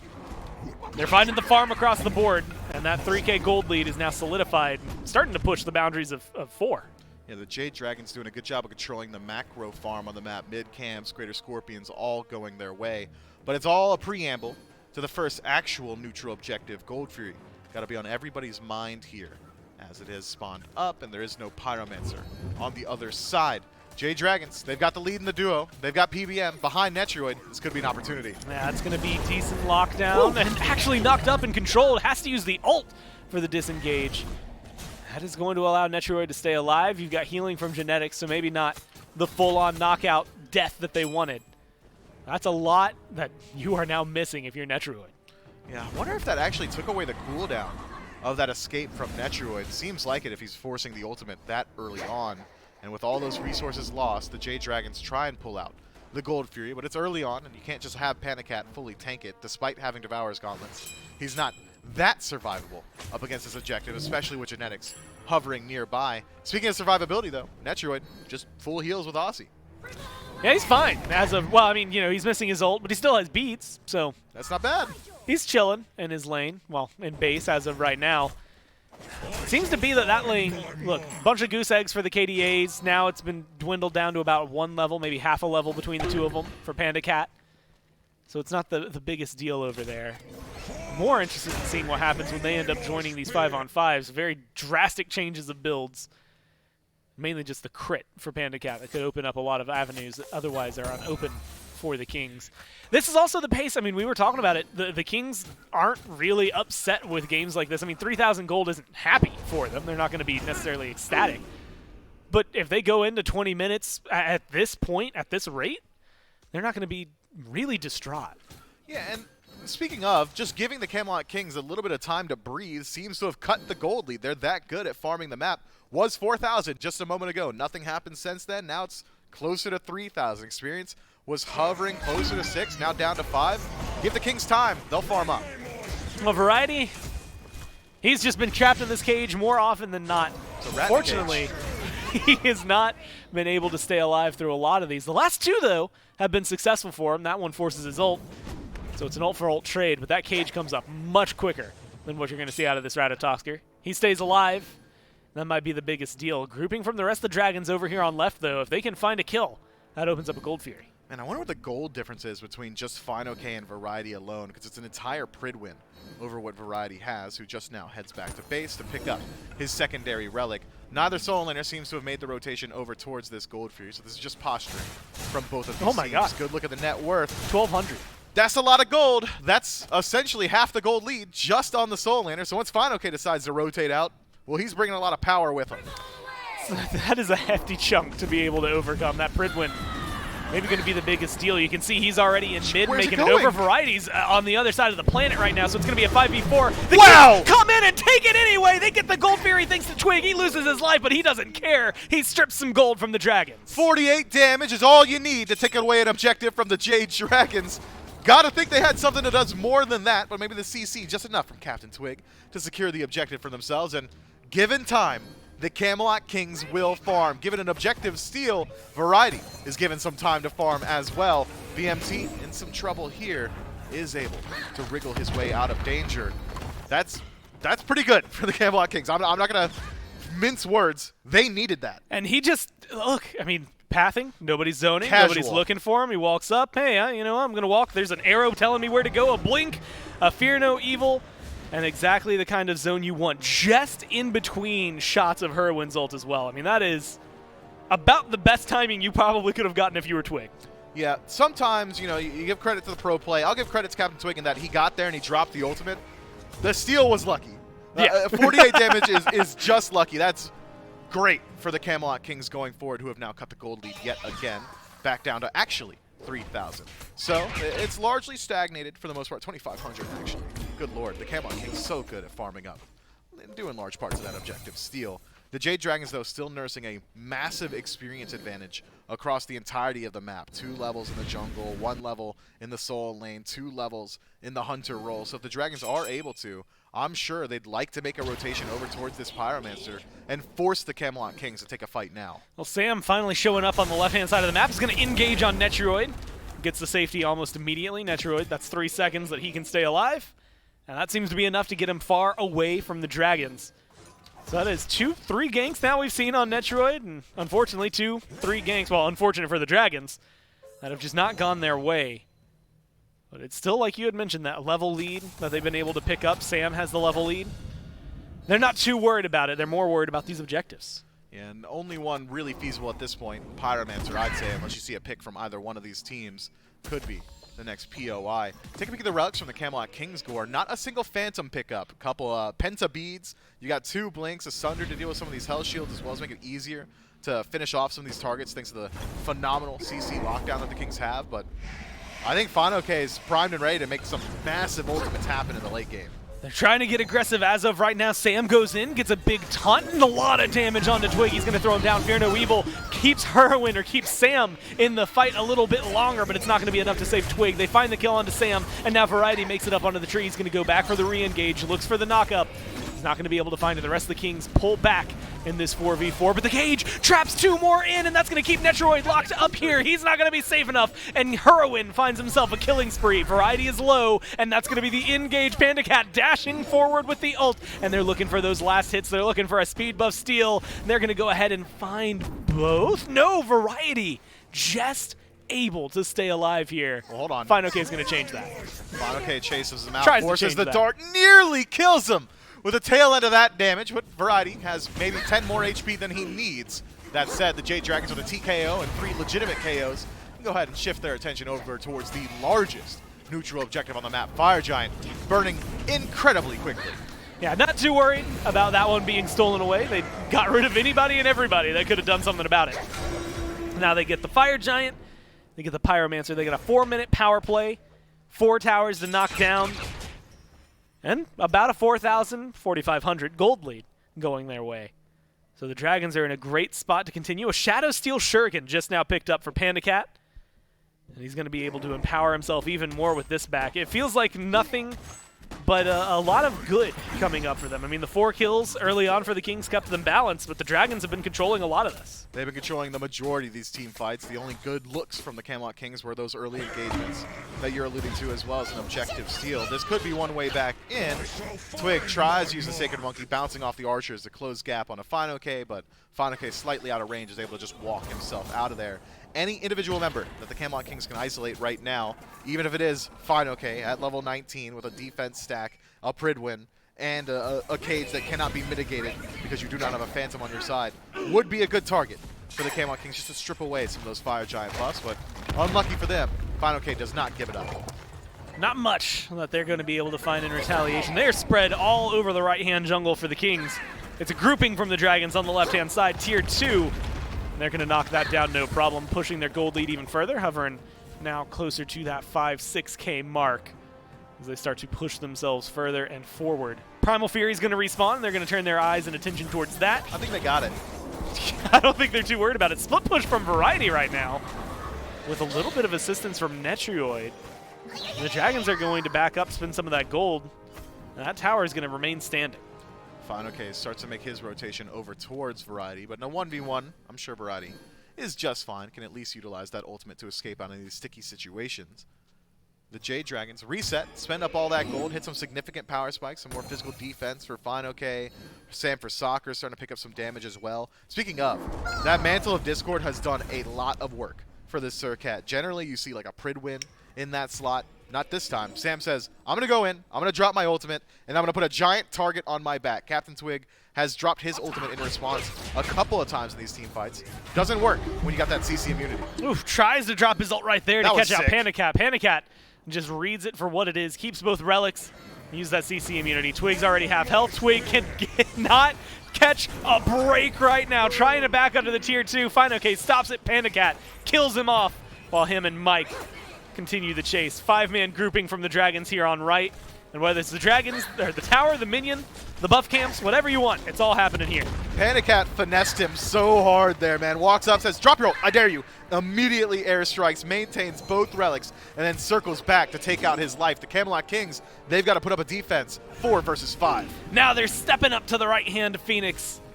They're just holding on for a little bit. Minion wave pushed up thanks to Sam. They've got the full 5-man grouping. Sometimes we'll see the split, but it seems like they're going to go ahead and go in. FineOK looking for the zone, gets the stun and a double cage. Netroid and Big Man Tings captured in that. Variety going to be taken down. A lot of damage dealt his way and towards Genetics, who has nothing to work with. They fall back, stay alive, but they lose the Phoenix. Genetics lands a nice pull on PandaCat inside that fight and strips away the beads. Beads similarly lost by Hurrywind, but nothing ventured, nothing gained, and you strip away the right side. Phoenix, the Jade Dragons, I'm sure comfortable with that trade. Captain Twig has made the respawn, but does not have the ultimate available. I think if Twig isn't getting at least 1 kill on either Hurrywind or PandaCat while these beads are down, I'm not sure what the fight back is for the Camelot Kings. The Jade Dragons, they could just wait it out. Only 8 seconds left on this Fire Giant power play, 1 minute left till the respawn. So there's only going to be about a 15 to 16 second window when they're grouped up around the Fire Giant where Captain Twig can try and make a play with Fear No Evil. The Jade Dragons may have traded some relics, but they chose the right time to do so. That power play fading away. They've got a minute left now, just under, before this Fire Giant respawns. So that's going to be their next big target. Pyromancer was taken right alongside that, so it'll probably come up either for the Dragons or the Kings in the same breath. You're looking at a bunch of level 20s and a level 17 on the side of the Dragons. Twig still needs to tick over to 20, and you've got a long way to go if you're Genetics right now to try and play catch up just in that role. Plus now looking at the barrel of 11,000 gold lead. 2 Phoenixes still exposed, 1 taken down, and 5 towers on the other side. This is not a great scenario for the Kings to be in. But at the end of the day, Mifflin, they can take this Fire Giant fight, and that's what matters. Well, For them. don't think the Camelot Kings should step up to this Fire They Giant. won't do it happily. No, they're going to go in kicking and screaming if they're forced to. I think the Camelot Kings are probably better served trying to play inside of their own Phoenix. Big man Tings has got good base defense on Discordia. Unruly Magic very good at stopping these blinks from really working on the side of the Jade Dragons. But despite all that, they're here. They've shown up. They're hovering around this. This is going down fast, though. The crit from Panda Cat doing a lot of work, and the Fire Giant's low. It's going to get leashed here. Panda Cat runs away. Variety trying to chase him down. Sam going for Twig. Netroid trying to stay alive. And it seems like the Kings are doing a lot of that. Genetics is half health. Genetics is knocked up. Genetics is gone thanks to Heroin and Panda Cat. Twig has no health to work with, and he's getting chased down. BMT taken down. 2 for none so far. It's Netroid who's next up on the chopping block, and FinoK finds that. Sam, yeah, he's been chasing down his opposing jungler, and he gets the kill for that one. 4 for 0, and Variety's in the middle of nowhere, going for the back, and it's going to be him versus the world. But the world, well, it's not going to be kind to him today. The Dragons looking to take game number 2 and take us onto an even set. Variety maintains his life, so maybe gets to maintain his KD, but this is a foregone conclusion, Gore. That Titan is going to fall. It's just whether or not the Jade Dragons want to have some fun first. Yeah, they're playing with their food. They get the deicide. That's just that's flavor on top. They only had 2 seconds to do it, too. Genetics was just about to respawn. I think they would have just killed him, too.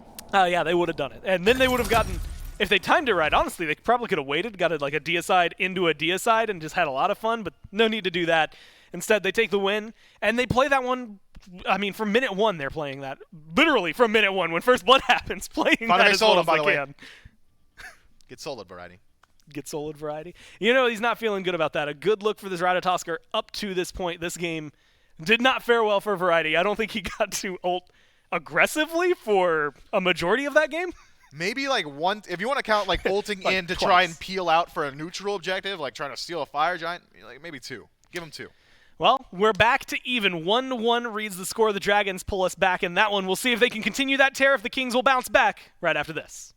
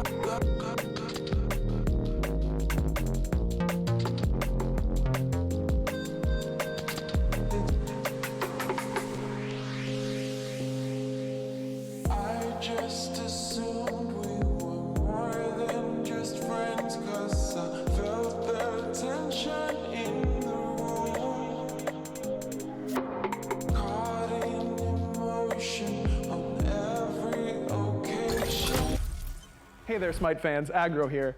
Look, every single year, the SPL just keeps getting better. Season 7 was incredible, and in Season 8, I'm sure our players are going to take their game to the next level. But in order to do that, they're going to need the best gear they can get their hands on. And that's why I'm so excited to announce the title sponsor for Season 8 of the SPL is Alienware. Yeah, that Alienware. Our players are getting the best of the best in computer gaming. These Alienware Aurora Ryzen Edition PC setups are insane. Not only will these be the PCs that the players will compete on once we are in studio, but Alienware is also providing one for each player at their home setup to make sure their practice is as good as possible. Now let's get down to brass tacks. The specs on these Alienware Aurora Ryzen Edition desktops are amazing. An AMD Ryzen 9 16-core processor. That's a lot of cores. That's plenty of processing power. Plenty of cores. If you want to stream, this is the way to go. I know a lot about my cores, so. I mean, Pilates, right? 64 gigabytes of DDR4 RAM. What? Is that true? That is true. I mean, this thing has 64 gigs of DDR4 RAM. Which you can do literally anything with. Literally anything. I've never had more than 16 gigs. That's quadruple the amount I have at home. And one of the hottest commodities in the PC world, an NVIDIA GeForce 3090 graphics card. Insane how much better this is than what I have. The best graphics you really need, Ultra, of course. Content's gonna look good. And what's the point of all the power if you can't see it?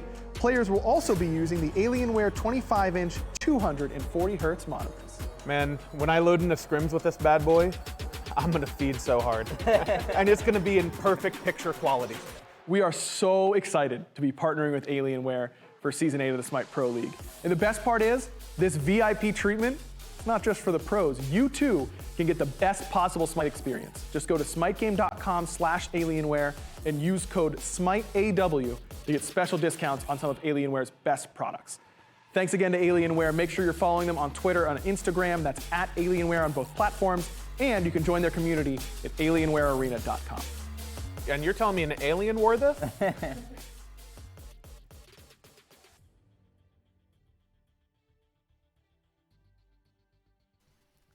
Hello, my fans, and welcome back. Game number 2 all wrapped up in a tied set now here between the Camelot Kings and the Jade Dragons. It is a best of 5, though, so this 1-1 means now we're going towards essentially a best of 3 set following immediately after. Before we jump into the analysis of game number 2, give a shout out to our friends over at Alienware for sponsoring Season 8 of the SPL here. Make sure to go to smitegame.com/Alienware, use code SMITEAW to get all the inside scoop on all the really cool gear they have out there, the Aurora Ryzen 10 desktop, the 25-inch gaming monitor, and anything else that Alienware has out there. Thank you one more time to our good friends over at Alienware for being the title sponsor of Season 8 of the SMITE Pro League. It's J-Mac with current time aggro. We got to listen to past aggro, but now we got current aggro, the present one, here for game number 3, jumping in here, but talking a little bit before game 3.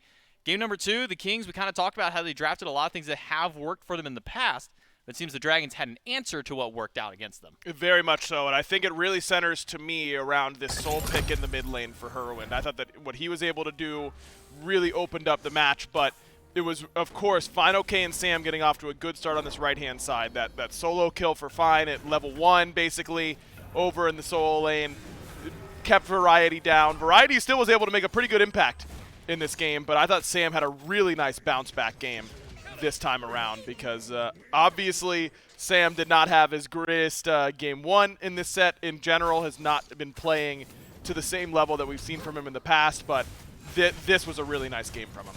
Yeah, Sam setting up CC and or damage for his team. We saw earlier a taunt used to pull one into a Whirlwind of Rage and Steel, and then that last taunt to pull him in towards a Supernova. Really just a lot of synergy coming out of the Dragons here in game number 2. A little bit more holistic of a look on this team in this second game. Moving towards kind of game number 3 is kind of where we start to see a lot of the adaptations from other teams. You know, you go either down 2, we got to figure out what worked for them in game number, games 1 and 2. Now that we come to a more even state here, Aggro, do you imagine that we see maybe a little bit of a return to the standard of the meta, or do you think now is maybe where some of the even spicier stuff might come out?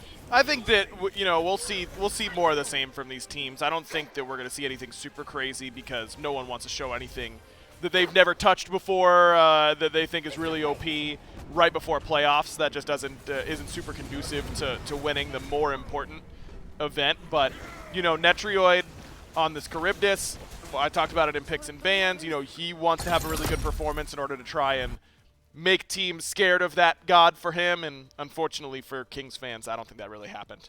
No. Panda Cat and Hurrywin come out with an undying game and PBM. 407 for Hurrywin, 209 and 206 out there in the duo lane. Final K, top of the damage charts. No surprise, he was a huge impact in so many of those team fights. Got a pre-1 minute first blood solo kill up against Variety to try and shut down this Ratatoskr early. A good look for the Dragons in game number 2. Game number 3, almost ready for you guys to come out here. It's going to be a big one for these two teams. Now that they're tied here in the set again, essentially brings them back to a best of 3, kind of that same similar format that we've been used to for a majority of the year. Exactly. That means that winning the opening game in these best of 3 is typically very important. Winning this game 3, very important as well. And I think if you're the Kings, you don't have that many adjustments to make. Get Netrioid back on a traditional hunter that he's been very good on. 3,000 damage out of the Charybdis is not going to be good enough, of course. And overall, just try and keep this Odin out of Final K's hands. I would probably dedicate a ban towards this Soul if I feel like I can get away with it, because I think it has been that important for the Jade Dragons. Overall, I think I'm really looking at those two picks in general, the Odin and the Soul. Can we eliminate those or take those for ourselves in some way and change the way the Jade Dragons have to team fight us? What do you think maybe about the Circuit potentially being something to look at too, because we saw it flex between the support and the jungle in both of these games. You know, PBM takes it in game 1, and Sam grabs up here in game number 2 and looks really strong. Is that something even maybe that the teams would kind of have to look towards? You know, if we had another ban, sure. You know, whenever we get to like the second ban phase, Circuit probably the first one out of my board for sure if they haven't taken it. But the reality is we only got 3 bans at the top, and there's a lot of gods who are pretty good right now. So I think Circuit might have to be an acceptable loss going through those picks and bans. Well, let's jump right into picks and bans. Game number 3 between the Kings and the Dragons, all tied up here as we jump into game 3. And every one of these matchups matters so important. It's just such an important for both of these teams. I mean, yes, they've essentially kind of already qualified in, assuming that the Leviathans get their victory tomorrow over the Valhalla Valkyrie. So right now they're just kind of playing for the seeding towards those playoffs. So being able to get that big win and come up with a 2-1 versus going 1-2 in the group stage has always got to be something important to feel. Absolutely. Huge game to establish that, hey, we're playing pretty good Smite going into this event, and that's pretty important. Interesting that, of course, both teams that have won have been first pick so far in this set. So Kings off the loss, they choose to go first pick this time around. Last time the Jade Dragons had to ban Yamoja, even when they were in the first pick position. I'd expect that to continue. Artemis ban from the Kings. What? I don't know if I believe that. I think they're trolling us. I think we've been pranked. Do you think the production is pranking us? Yes. Or do you think the players are pranking us? No, I don't think the players have. I think production's pulling a fast one on us, because no way. How do they ban Artemis, man? What? It's just out of left field. In what world? Actually, this is beyond left field. This is just out of the stands from the guys selling popcorn. Like, that's where they pulled this one out. But Geb and Artemis, Olarun, Terra on the opposite side for the Dragons.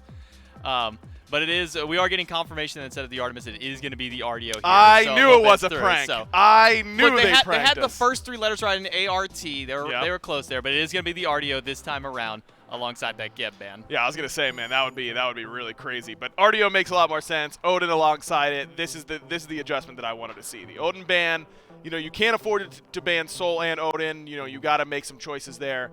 I think the Odin ban is fine. If I'm the Jade Dragons, I am top 2ing Soul, though. No shot am I giving that over to the Kings. Now, the Kings don't really play Soul. I don't think that we've seen Big Man Tinks play it. We haven't seen Netrioid play it. Don't care. I want to make sure that Hurrywin gets that god right now.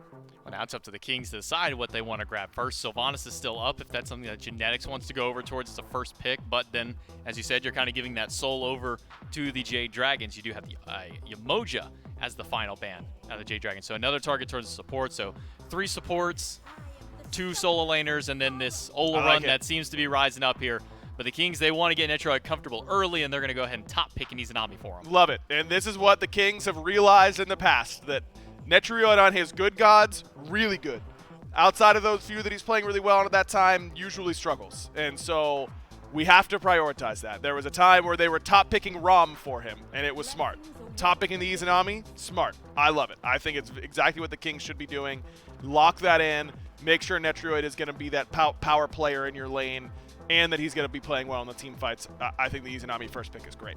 And the Dragons are responding with a little bit of frontline presence here with Nike and Sylvanas, one of the top supports that's been kind of rising up here in the last few weeks of play, making his way back onto the battleground, this time in the Dragons' hand. And then Nike, that I feel that we've seen Nike in just about every single game up until this point. Maybe know. obviously aside from the last one, but I mean, she's just been such a popular pick, and she's been a successful one. I mean, at one point, she was sitting at near 70-75% win rate across all levels of play. Even the SCC was starting to see some real success of that god. Yeah, Nike just can't go wrong with it. Just good. You have front line, you got a big shield, you got a big shield in front of you, you got a big shield on you. Like, it all kind of works for the Nike. Doesn't have any horrible lane matchups, doesn't have any horrible matchups you have to ban away. I mean, it's just it's a safe top pick, and there aren't a lot of those, particularly for solo lane. So it makes sense that when there is one like Nike, we see it heavily prioritized.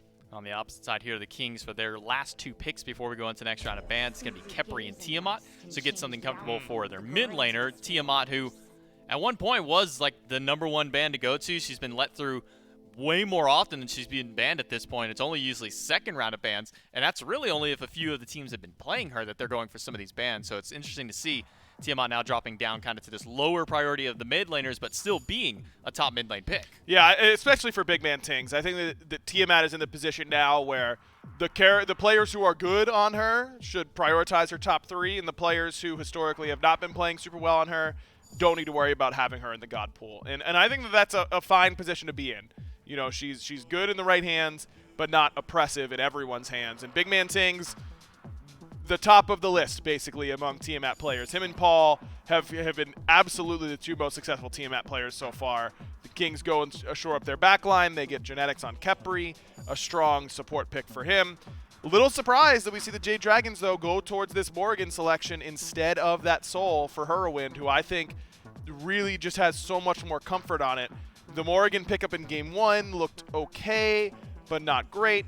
I think the way that Jade Dragons just played around the Soul in the last game, the way that they were able to control the pace of those team fights, seems so much more comfortable to me, and you can't really play the team fights in that way as the Morrigan. You have to change the entire, not just what Hurwind is doing, but what FinoK and PBM are doing, and Sam is doing, and PandaCat is doing. It requires an entire team changing the way you play around a Morrigan selection. And with Morrigan, they have Heimdall as the Hunter selection for PandaCat. In the bans, it was Erlong Shen and Loki, so taking some priority away out of the jungle here. And the Kings do the same thing. The Circuit that we kind of talked about before game number 3, since it didn't get picked up, they went ahead and decided to throw a ban towards it in the second half. And tying that in with the Cupid, which every time we see a Cupid get a ban, we're like, man, that seems kind of so out of pocket. What's up with this Cupid? But every time that we ask one of the pros at the end with like an interview, like, oh, what's up with the Cupid? They're like, it just works against their comp, so we decided to pick it or ban it. Yep, it just works against the comp, so we don't want to have to deal with it. Izanami struggles against it. Khepri struggles against it. It forces you into a sprint pickup.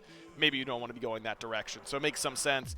Susano, final pick here for Sam. I mean, this is a classic pick for him. He has been very good on this pick in his career, but up against a Tsukiyomi, how well can you 1v1 that god? I feel like Tsukiyomi really good in the mid game, in early game on his all-ins, but I think that he can really struggle in the late game, which is where Susano really steps up. So if Sam can just find Twig in the jungle and take those assassin 1v1s, I heavily favor Susano in those assassin 1v1s. And if the game goes as it kind of did last time, that could really be a big factor. So excited to see how well Sam can make use of the Susano. Well, sets all tied up at 1-1. Who's going to take game 3? Let's go ahead and drop it over to the casters to see what all goes down.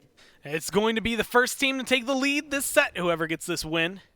And that'll be a comfortable spot for him. 2-1 is a great slash line to have. It's Gormizer and Mifflin one more time. And nothing too crazy out of the ordinary. Tsukiyomi, maybe not something we've gotten used to seeing Twig play. But the Susano, it fits like a glove for Sam for Soccer. Yeah, if we're going to talk about the junglers, and I will, because I love talking about junglers, I guess it's right to start with Captain Twig. Tsukiyomi, something that, as you said, we don't see on him too often, but certainly no stranger to this pick. I think he's got some great targets. The second he ticks over to level 5, Hurwind is going to be in some trouble, likely going to be forced to transform into FinoK and utilize that Sentinel of Zeus to survive that dive. Variety, bro, you can't be taunting in your tower. You've been getting jammed this whole set. Imagine, I like the fact, almost dead, is about to get taken down really low once again, standing next to his tower, like as deep in your tower as you can, and taunting the other way. Because he didn't die, and I guess that's what mattered most to him. Yeah, that hitch and Mifflin's sentence and me holding my breath, that was Variety. Virtually dead, but not quite, if you weren't watching the screen at the time. Now it might be Twig who ends up on the receiving. Nice! And what a good pull from Mike. Not enough to chase him down, but Sam goes through the wall. Is trying to get a little bit of damage. Finds all of that, but doesn't find the kill just yet. No, not just. But Twig losing out on those beads so early on means he's going to be struggling going forward. I don't think we see Tsukiyomi get aggressive for at least another, what is that, 141 seconds? Yeah, it's going to be a little while. Captain Twig, even late on the beads there, maybe could have lost his life. This is an interesting match over here in the solo. What a good shield. The damage is just back and forth. I'm shook. And I don't know who could come out on top of that, but it doesn't seem like the solo laners want to risk it as of yet. They're playing safe, and yet still aggressive against each other. But it's going to be Panda Cat forced to use a disengage from the Bifrost. He's going to be fine. The jungler's starting to lurk over on the right-hand side as well. Variety's got his healing back up. The shield's just been used. Fine, okay, going to get chased down by Variety, but he makes it back to the tower line. Twig, he's just hanging out in the jungle, trying to get aggressive. They might have caught someone out, but it's Netroid Genetics who are aggressive in the duo lane, bouncing back and forth between. If that pull connects, maybe something big happens. But the Dragons staying safe under their tower line as best they can. Big Man Tings put some damage at a hurry win as a blue buff invade goes right for the Camelot Kings on the right-hand side of the map, and maybe some more afterward. Okay, able to leap his way out and maintain some semblance of safety. This has been a contentious early game. The first 3 minutes, I think I've gasped and oohed and awed more than I have maybe in the rest of the set so far, but still. That's saying something. No there was kills. a 50-second first blood in game 2. That's right. Couldn't believe it. Still can't. Still reeling from it. The Camelot Kings, though, get a blue buff. They trade out some buffs on the other side, so largely even across the board. 200 gold separating these two squads as you see. Was Sanford Soccer able to invade that red? I think so. Able to go in there. So red for red, Hurwind lost his to Big Man Tings. And unless he's feeling really, really comfortable, probably not going to be picking that one up, but at least stops BMT from re-upping the buff. Everything goes back to quiet-ish overall. I mean, there's still a lot of aggression over here. Saw an abduct on the mic, but no follow-up damage to secure the purple. They're definitely feeling that one sitting there. It's going to despawn now. Genetics with the purple around his waist, probably not feeling like he's getting the most utilization out of that one. But at least it's not on Panda Cats, and that was his goal. Yeah, surely keeping Panda Cat behind could be one way back in for the Camelot Kings. As Netroid takes a lot of damage here. Stealth doesn't work, and is that a rat? It is, and he's going to come crashing down for Hurwind. Has transformed and is going to be able to find a little bit of damage. Netroid is just on the edge of death. And that's where he's going to stay. No one's going to take him over. Variety on the other side, the actual Ratatosker. He's not going to be able to say the same thing. Sam finds a gank and finds the kill. He does. First blood finally notched after tons of attempted kills on the map so far. 4.5 minutes into this one, the Jade Dragons put themselves slightly ahead, with Twig trying to return the favor on the opposite side. Netroid's still low, but he's going back in for the fight. They get the abduct, and Twig is able to find the kill for PBM. Panda Cat uses the Bifrost. It moves him down the lane, which is not where you want to go. He's running through the tower, and he does not have his ult. Only the beads to work with as of right now. Proxying wave isn't something that you typically see, and he's not going to be able to do so. Order Tower, credit for the kill. Genetics, I believe, yeah, gets an assist on that one. But ultimately letting some of that gold get wasted off into the ethereal plane. All right, the assist goal, going to go a small distance for Genetics to try and finish off those leads a little bit early on. I think maybe Sanford Soccer was trying to decide whether or not he can engage on that fight. Takes about 30% of his health bar immediately just for having the lucid thought of thinking he could step up to Big Man Tings. The Camelot Kings have equalized themselves. Now, I mean, this is... Sorry, my brain's still stuck on Panda Cat running under the tier 2. Yeah? Yeah, it's just...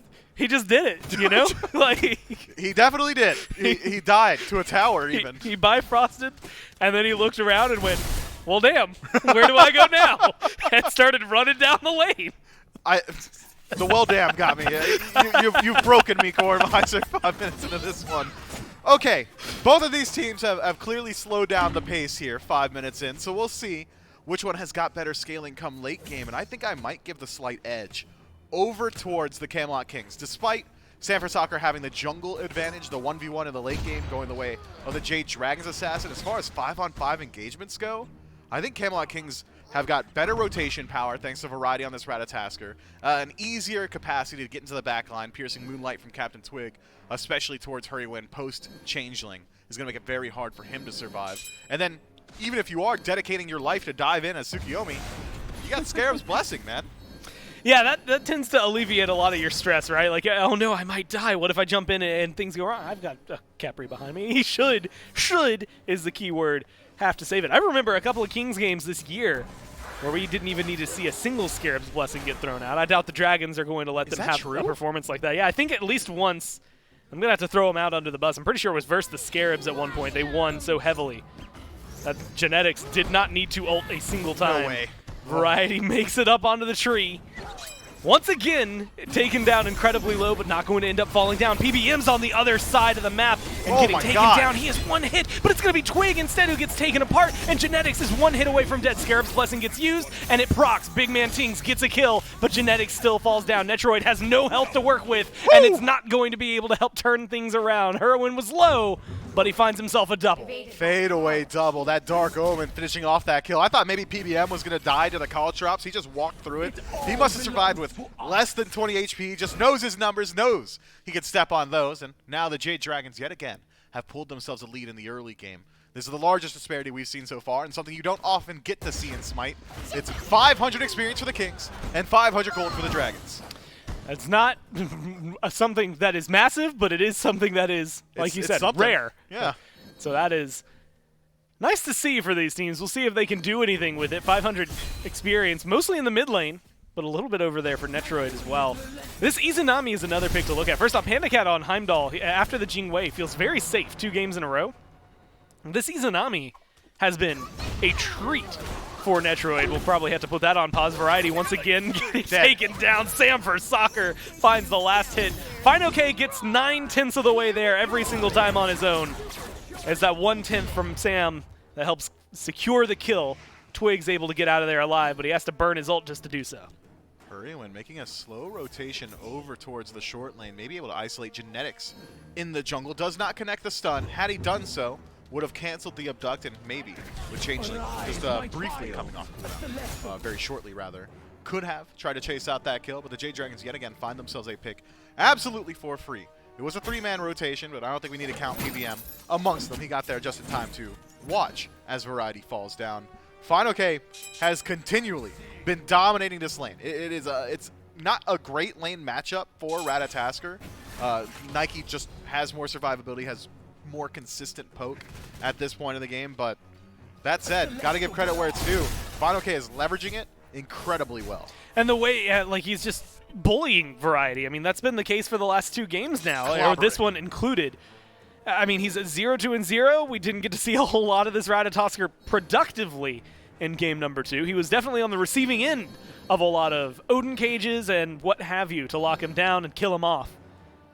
Maybe we'll see some aggression. Sam's over here in the duo lane alongside PBM and Panda Cat. A Duck comes through. Dark Portal on top of it. Sam eats a lot of damage, but Genetics is the one who's getting controlled. Heimdall ult gets thrown out there, but it's not going to be sending too much damage Genetics' way. Scarab's Blessing is used on him. It's going to end up proccing, but he doesn't have a lot of health to work with. Typhoon comes through. Genetics goes down, and now it's the retaliation. You've got a big rotation for the rest of the Kings, but it's too late to work with. Hurrywin just makes his rotation just to confirm the purple buff for themselves. Captain Twig and Big Man Tings rejoin in the jungle. If he spots out Hurrywin here, this could be a re-engage. They're going to try to fight. PBM is slow, and so is Hurrywin. That's going to be the lockdown onto Sylvanas. He's going to get killed off, and the aggression over there onto Hurrywin forces him to rotate in and change out into this Ratatasker. Disengage is good, so they only get the 1 kill. Variety still trying to put some damage into Sanford Soccer. Similarly, FineOK puts some damage into the structures of the Camelot Kings, takes out the tier 1 for free. Does cost him a slight fight advantage on the left-hand side, but taking out that tower means that now FineOK is essentially just allowed to rotate out. He doesn't have to concern himself with this lane too much, gets an XP advantage as well. Yeah, I hear you snickering, Gore. I was worried about him too. That's the second time Twig's done that this set, where it's just like it's been uncomfortably close with the Scorpion. Look, he knows his numbers, man. We got to start trusting these pros. You know what? I trust him. You're right. All right, thank you. Just like that. Well, it sounds like you trust me more than you trust him. I trust you to tell me to trust him. Fair enough. And we were right to do so. He lived. Yet again, Tsukio, Captain Twig, takes the PvE battle up against the Greater Scorpion and comes out unscathed on the other side. We'll see if the Pyromancer can do the exact same. Sanford Soccer and Fine. Okay, Voltron up with the help of PBM and Hurrywind. It's just Genetics in range. Yeah, and he's going to walk up towards this Pyromancer. He's got variety. There's going to be a blink forward. Dragons secure the Pyromancer. So the Kings aren't able to get in and steal that one. Blink used. Might slow down variety a little bit, but that's going to be another small chunk of gold going in favor of the Dragons. Starting to get close to a 2K gold mark. It's going to take a little while for them to feel solidly in the lead the way they did last time. Still leading the kills 6-3, 12 minutes in.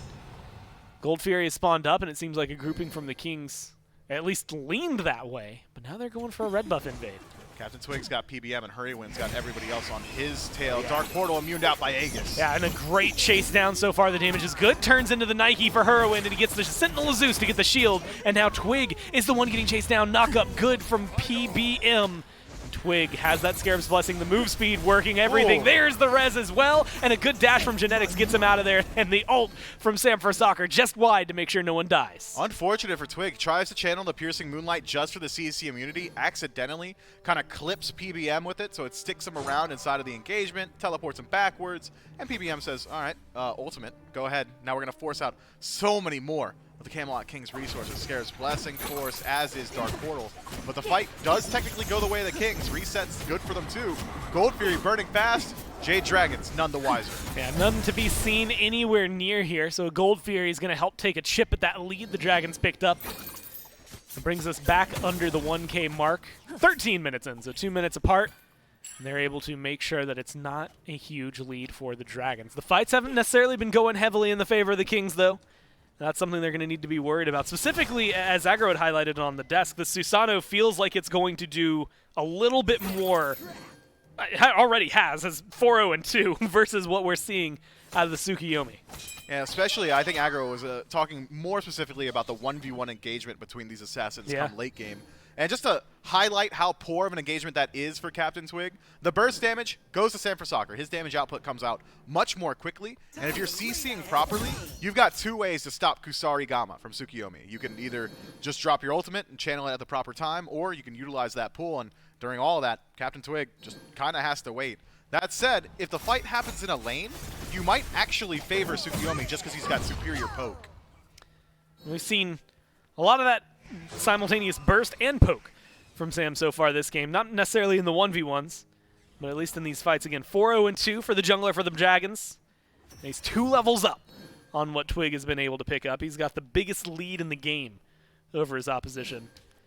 Twig's still steadily playing catch-up for him, though. No big objectives left on the map outside of the Fire Giant. I guess technically Totem of Ku and Draugr are on the board. It's a grouping over here in the left-hand jungle. Mike goes for a pull. It's going to be just shy, but Twig is in the middle of them all. Sam just straight up kills him off, turn it to 5-0-2, and the junglers go down. And now, what are the Jade Dragons be able to do with this time while Captain Twig is dead for the next 30 seconds? There's not much left on the map. Can't go towards the Pyro, can't go towards Gold. Both are dead. Maybe a Tier 1 tower push or a rotation over towards that left-hand side. We've seen it a couple times now where Hurrywin has transformed into Variety and utilized that global presence. Instead, though, it is a Tier 1 tower. They want this one, and they want it quickly.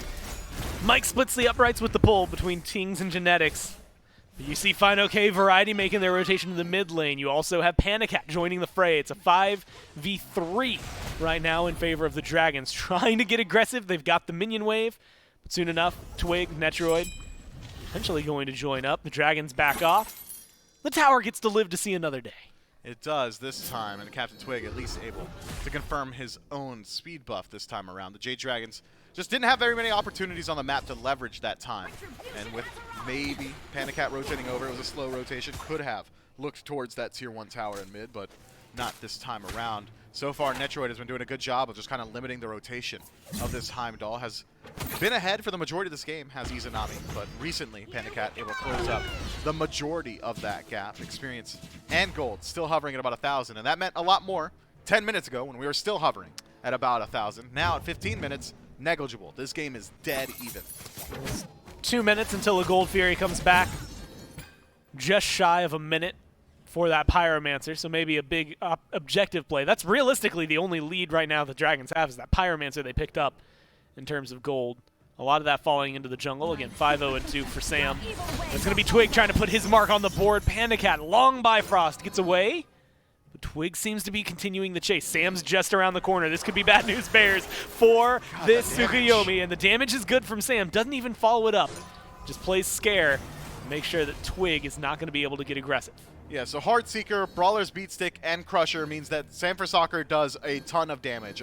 The full combo, if he lands it on a Tsukuyomi, is just going to kill him outright, so Captain Twig has to play a little bit safer. Ooh, Variety caught out by Sam. A lot of damage dealt to this Ratatosker, but he's up on the tree, and he's going to come crashing down in the middle of the fight. Knock up good onto Mike, and Twig gets the kill. Heroin now surrounded, but there's the knock up from Sam. It's huge, and it helps save his teammates so far. They turn around onto Twig, and they collapse on him, plus Tings to make it a 2-for-1. Netroid now isolated with the entirety of the Dragons around him. Panda Cat, credit for this kill. Variety and Genetics gonna have to limp their way out of here. Luckily for the Camelot Kings, we're still about 40 or so seconds away from the Gold Fury respawning.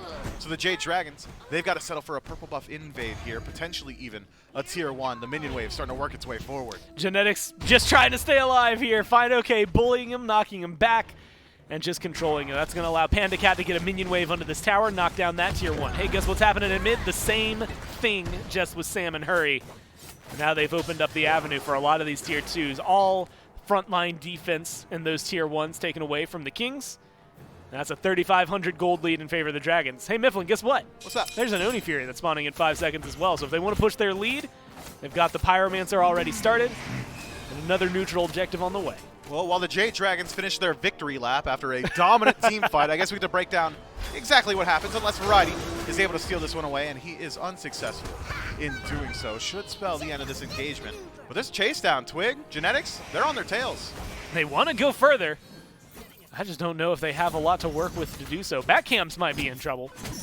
Definitely this Greater Scorpion, which seems to be the engage here from Twig. I think he's got this one. Yeah, he should. He's fine already, right? He's not going to cut it close this time around. We'll have to see if he's going to flirt with death, I guess, at any other point throughout this game.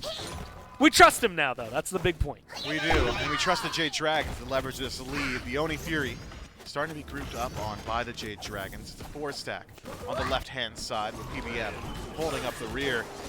So I guess, yeah, we got a second. It was a 4-man ultimate from Sam for Soccer in that team fight. That's Knocks up nuts. 3 and straight up kills 1 member of the Camelot Kings. Somebody from the Kings needs to address Sam for Soccer. And I know that's a strange sentiment to have, to say you got to dive deep and deal with the Susano when there are picks like Heimdall and the Morrigan on your team.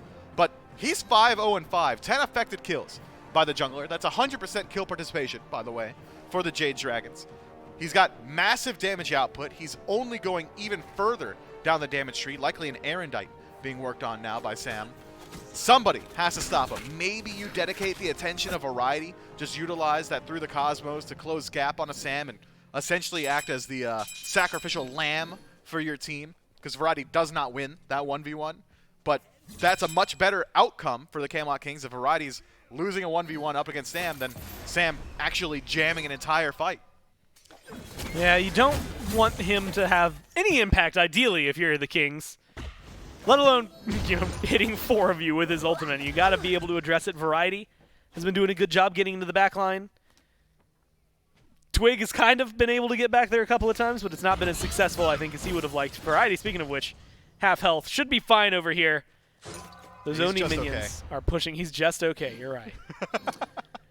This is fine. I was thinking those Oni minions were going to accomplish something, maybe something big happening here. Maybe you need a Fire Giant to swing your way to really get the impact you needed. All tier 2s still standing for the Camelot Kings. 5 towers still up here for the Dragons.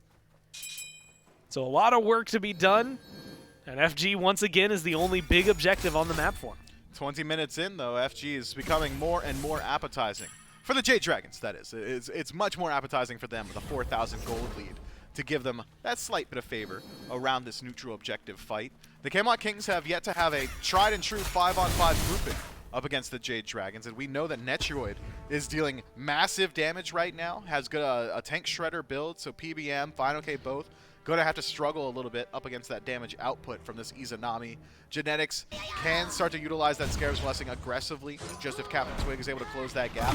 I think the best way forward for the Camelot Kings is to start proactively seeking out these fights. It's a weird statement to make when you're this far behind, But the Jade Dragons have been choosing every single engagement, and if they're choosing the fights, you gotta believe it's one that they're favored in. They've got the lead.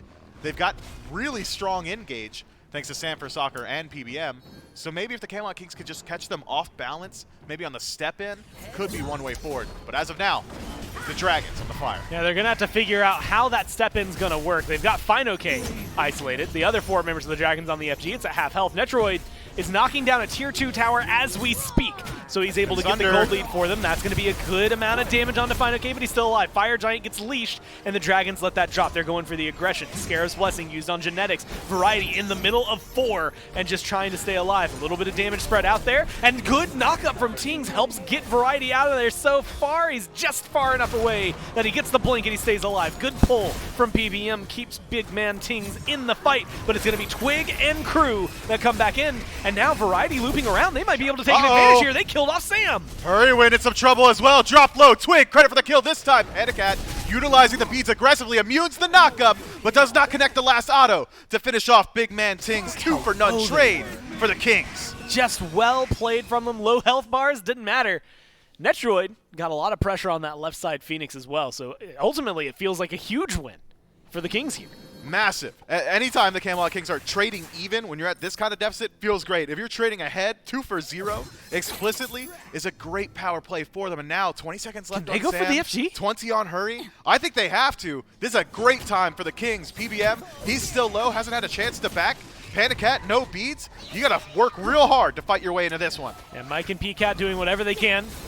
And right now, that's just going to watch. They're going to have the reveal. The Fire Giants at half health. They're in control for the Kings. It's a 5v3 with Fino-K joining the fray. Everybody else, none to be seen. Fire Giant getting lower and lower. The damage is good. The DPS is solid. Fino-K's walking forward. Kings secure the Fire Giant, and Fino-K's locked down. Half health. Sentinel of Zeus gets him back to full. Twig goes down thanks to Panicat, and Panicat gets out of there. They lose Mike, but they get kill on top of the jungler. Now it's going to be Fino-K chased down, and there's not much Sam. A great 4-man knockup one more time, but Sam, he's trying to do it all by himself. He doesn't have the backup that is necessary, and that is going to be a kill. Netroid makes it out alive from this engagement. Hurrywin and Pandacat trying to do everything they can in this 2v4. The damage is good, but not good enough. Hurrywin taken down, and Pandacat just runs away. Netroid out by the skin of his teeth this time around. San for Soccer may have hit a Category 5 natural disaster level ultimate, but it was not enough. The Camelot Kings able to resustain now with the help of Fire Giant. Big man Tings incredibly healthy, as is Variety.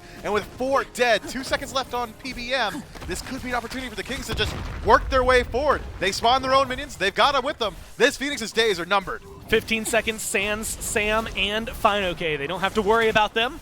They're going to go for this mid-Phoenix. They burn it down, taking a little longer than they'd like. 10 seconds left now for the respawns on the Dragons. That seems to be enough for the Kings. Just go ahead and pump the brakes, fall back, and play it safe. Look at that spike, though. Experience is one thing, but that is a drill for the gold. 4,000 in favor of the Kings now. The Jade Dragons beef one fight. They beefed it. I gotta be honest, man. They pull the Fire Giant, they reset it, and they dive deep onto the Camelot Kings.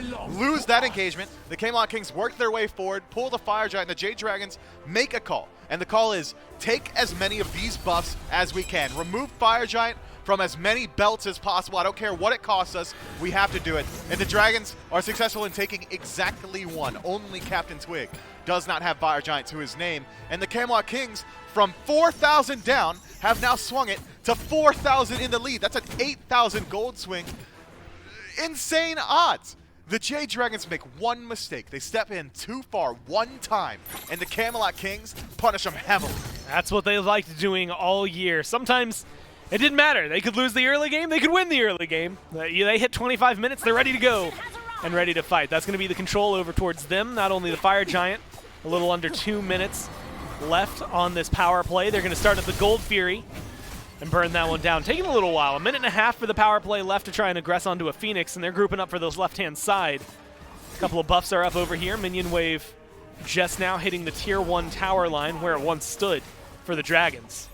You know, I wonder if Hurrywin, he's been transforming into Ratatasker very consistently in these last couple of team fights. Maybe just turn into Sam, just drop another massive ultimate could help out. The damage output would be a little bit higher. The CC lockdown certainly could be high. Keep your eyes on Hurrywin. This changeling could spell a make-or-break situation for the Jade Dragons on a base defense.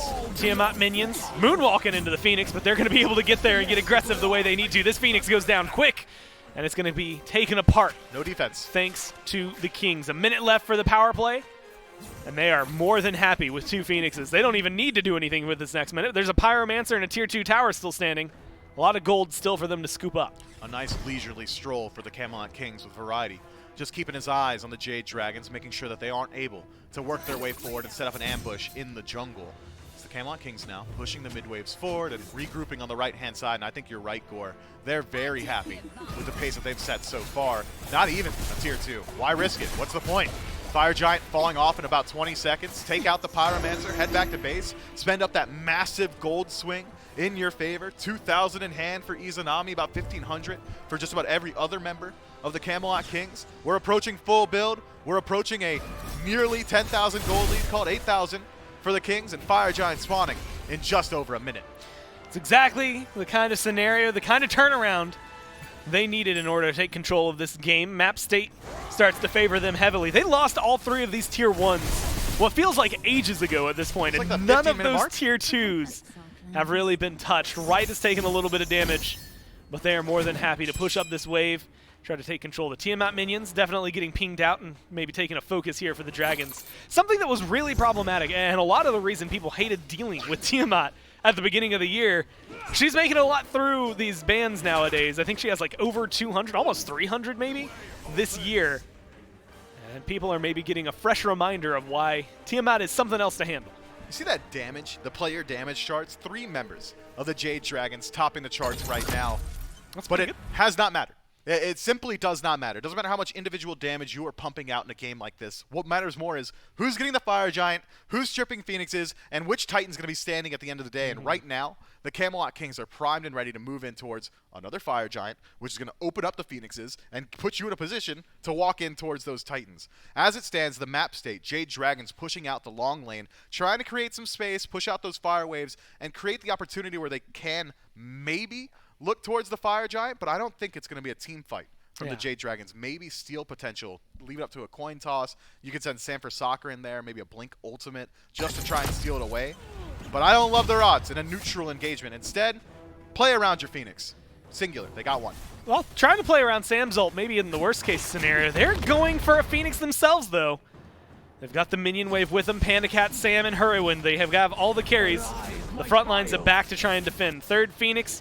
Trying to make it tic-tac-toe. No way are they going to go for the end. They're walking in. Variety is here. There's going to be the ult, not getting the knock-up, and it's instead going to be the engage from Variety. They're stopping the backs. They're keeping them controlled. The Titan's starting to go down, but Variety gets one, and Variety's looking for more. He gets taken down, but the Titan's putting in numbers, baby! That's going to give him a triple kill, and Big Man Tings helps find some kills on the other side of the map. PBM goes down, and the Kings win this, despite the Hail Mary attempt from the Dragons. MVP to Variety and the PvE god that is the Titan for the Camelot Kings. Jade Dragons, nothing but respect for that call. You're in a do or die situation. You think you can't win the base defense, and I agree. They're not winning that base defense. They're not taking a fight in neutral territory. That was the only way that I can imagine a Jade Dragons win at the end there, and they keep it interesting to the very last second. That Titan was at 50%. And Variety, like, he does literally everything in his power to do, and then has to will something from the Titan itself in order to get a defense. Otherwise, we're looking at a different scoreline. But the Kings stand now 2-1. They were successful in, and you and I called it, one team fight in the middle of that, and they take a huge lead. What a crazy game, a back and forth set. Gore, I think we've got a set in the making of 5, man. I don't think this one ends in the next one. It feels like the Dragons are adapting too well for that. We'll have to find out if they can tie this up or if the Kings will seal the deal right after this.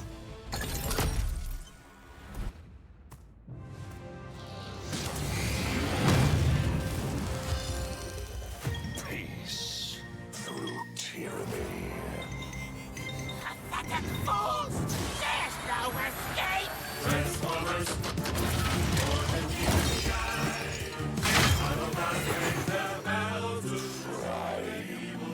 Let's roll out.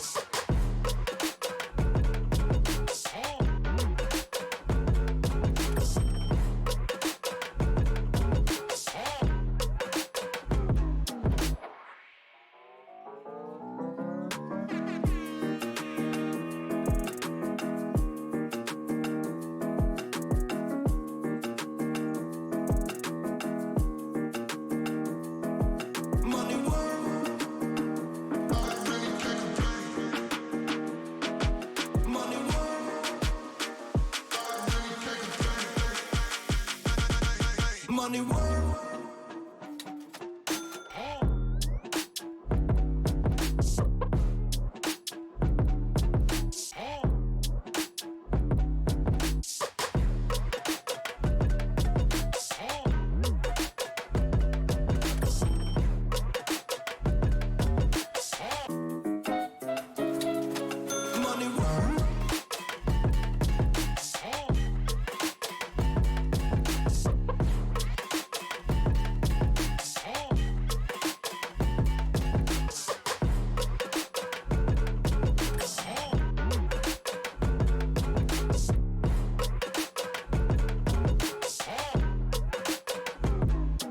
Money world.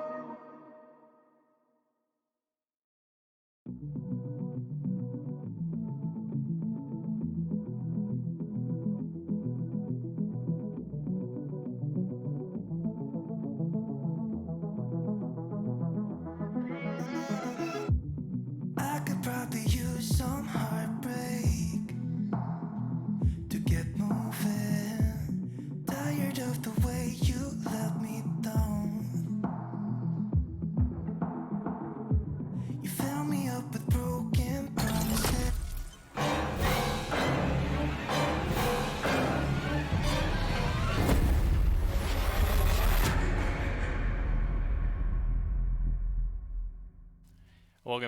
Welcome back, everybody, to the SMITE Pro League game number 3. All wrapped up. The Camelot Kings pull out another win to extend their lead 2-1 in this best of 5 set. Get themselves that much closer towards the playoffs and get themselves that much closer even then towards the SWC placement rounds. And once Worlds comes around, well, you got to have some cool stuff to go along with Worlds. We still got the SWC bundle available for all of you guys on purchase. Though I do have to know, with this SWC bundle, the hats, the hats that honestly look so good, that's probably one of the sickest hats I've seen. It is a limited edition hat. We don't have very many more of those, so their last chance to score the limited time SWC hat.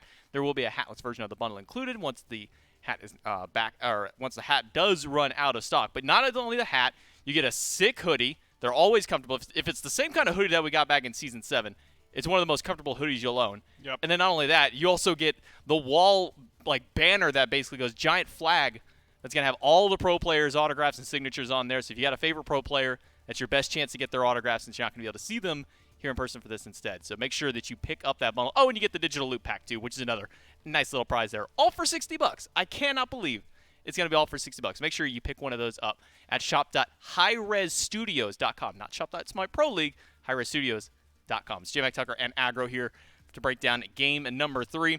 Another close battle. That one fight around the Fire Giant was just a complete switch flip there for the Camelot Kings. Yeah, the Kings have done this all year, right, where they're not playing particularly well in the early stages of the game, but they managed to find a way to come back to win it in the end. And the Jade Dragons, they just end up at this Fire Giant fight, and Netrioid split pushing, and this is a situation that teams have had to deal with since the beginning of competitive Smite, and it's still really hard to make the right decisions in the right moment. The Jade Dragons try to pull fire, try to get off in order to fight it, and the Camelot Kings do exactly what they're supposed to in that moment, which is stay close enough that they can't just do fire, and stay close enough that they want to fight us, but never actually give them a fight, because that would go antithesis to our plan. Really loved the way that the macro was played there for the Camelot Kings in that engagement.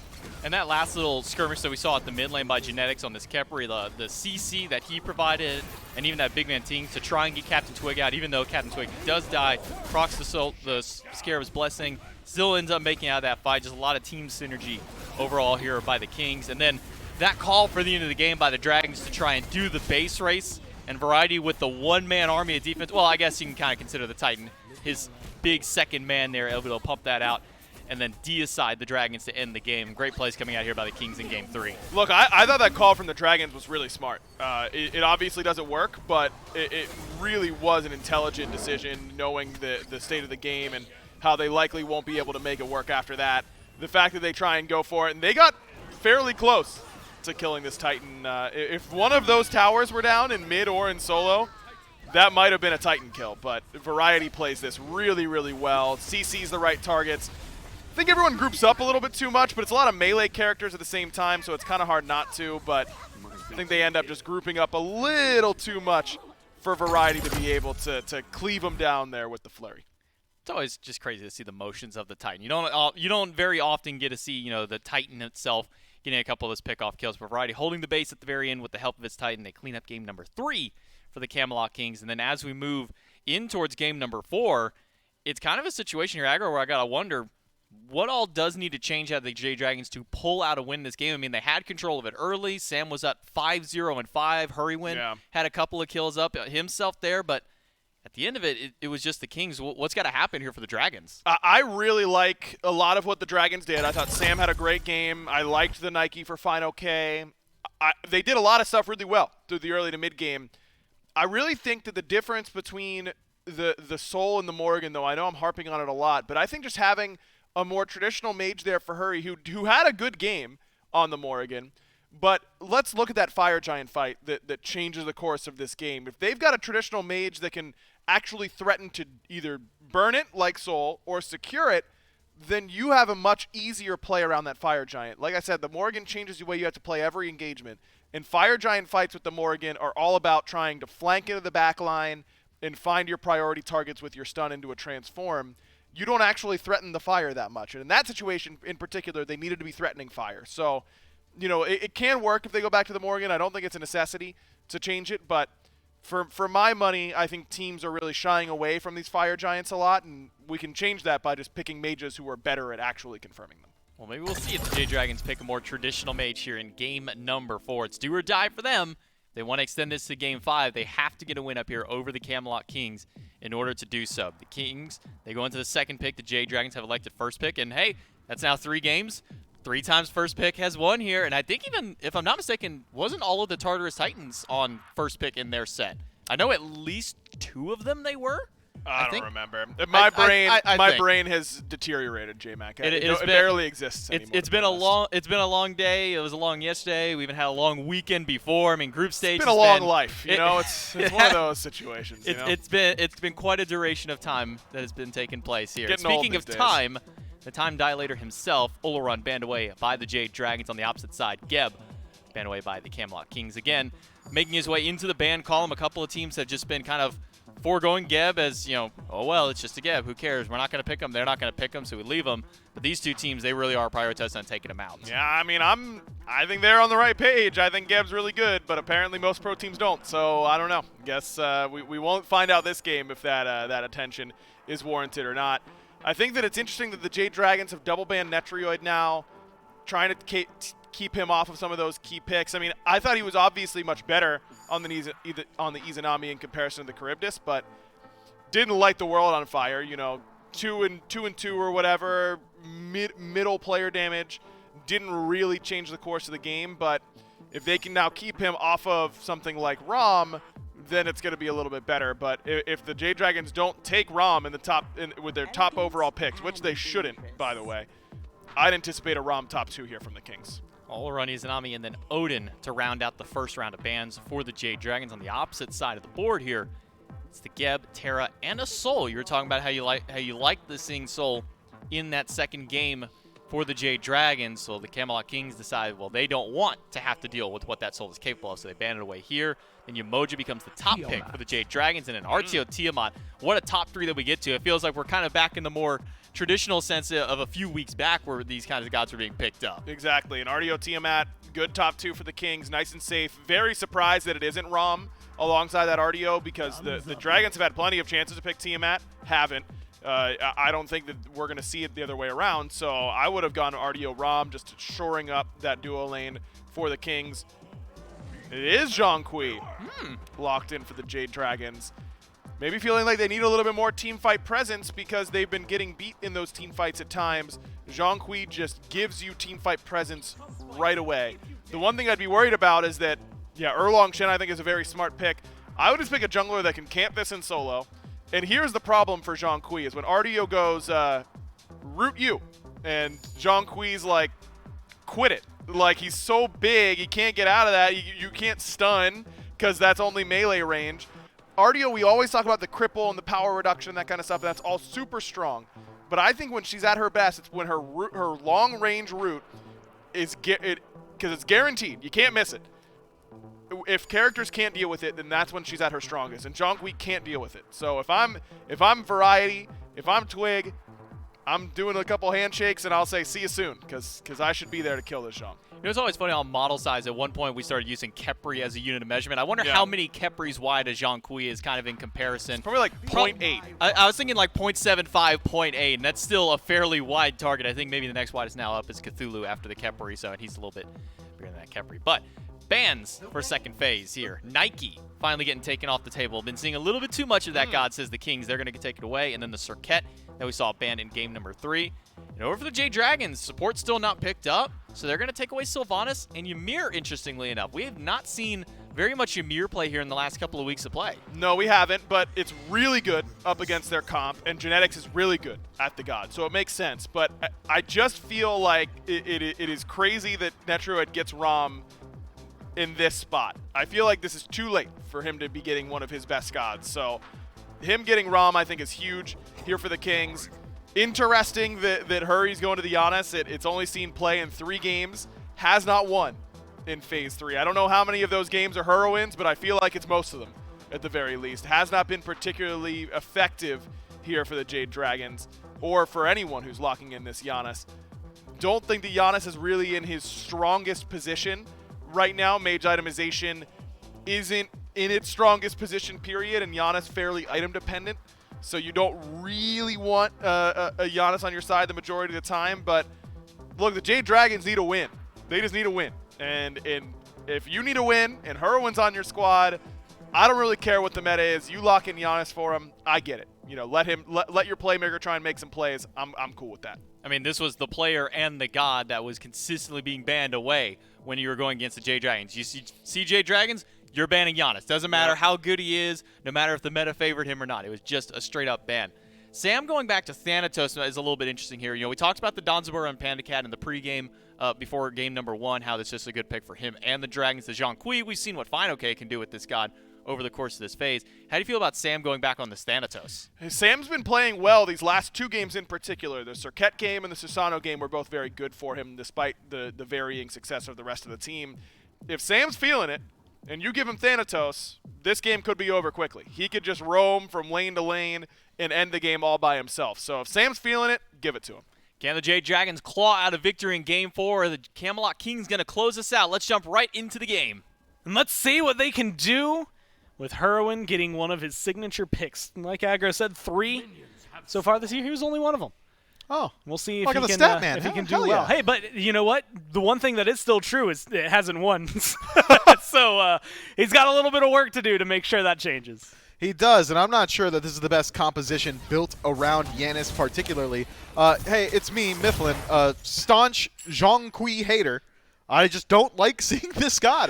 Generally. I missed that. I typed it into my pick and ban sheet and still didn't realize I typed Zhang Kui. Yeah, there's a Zhang Kui and a Giannis and a Yamoja on this team. So Magic Defense, likely the name of the game for the Camelot Kings. Wow, he was top 3. Yeah, that creates space, I suppose, for Sanford Soccer and Panda Cat with some physical damage dealers. Panda Cat, generally, when he plays Danzaburo, you can expect early rotations around level 5 through like 8 from Sanford Soccer. Likes utilizing gods with global ultimates in conjunction with that Rocket Raccoon, just to make it very hard for these ADCs to survive.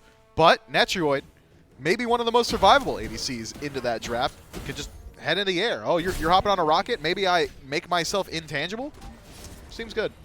Just because you said it the way you did, the ultimate, like, at least 3 gods off the top of my head to make, like, a Marvel-esque draft would have to be Danzaburo for a Rocket Raccoon, then Sylvanas, because tree, and then Ra, right, for, like, an Iron Man beam-esque with Searing Pain, you know? Yes. For some reason, Kinda like the Unibeam? Yeah, I got you. I'm with you. I'm with you. Okay. I was worried. I've seen an Iron Man once or twice. Yeah, he exists sometimes. We'll see, though. It's just the rocket.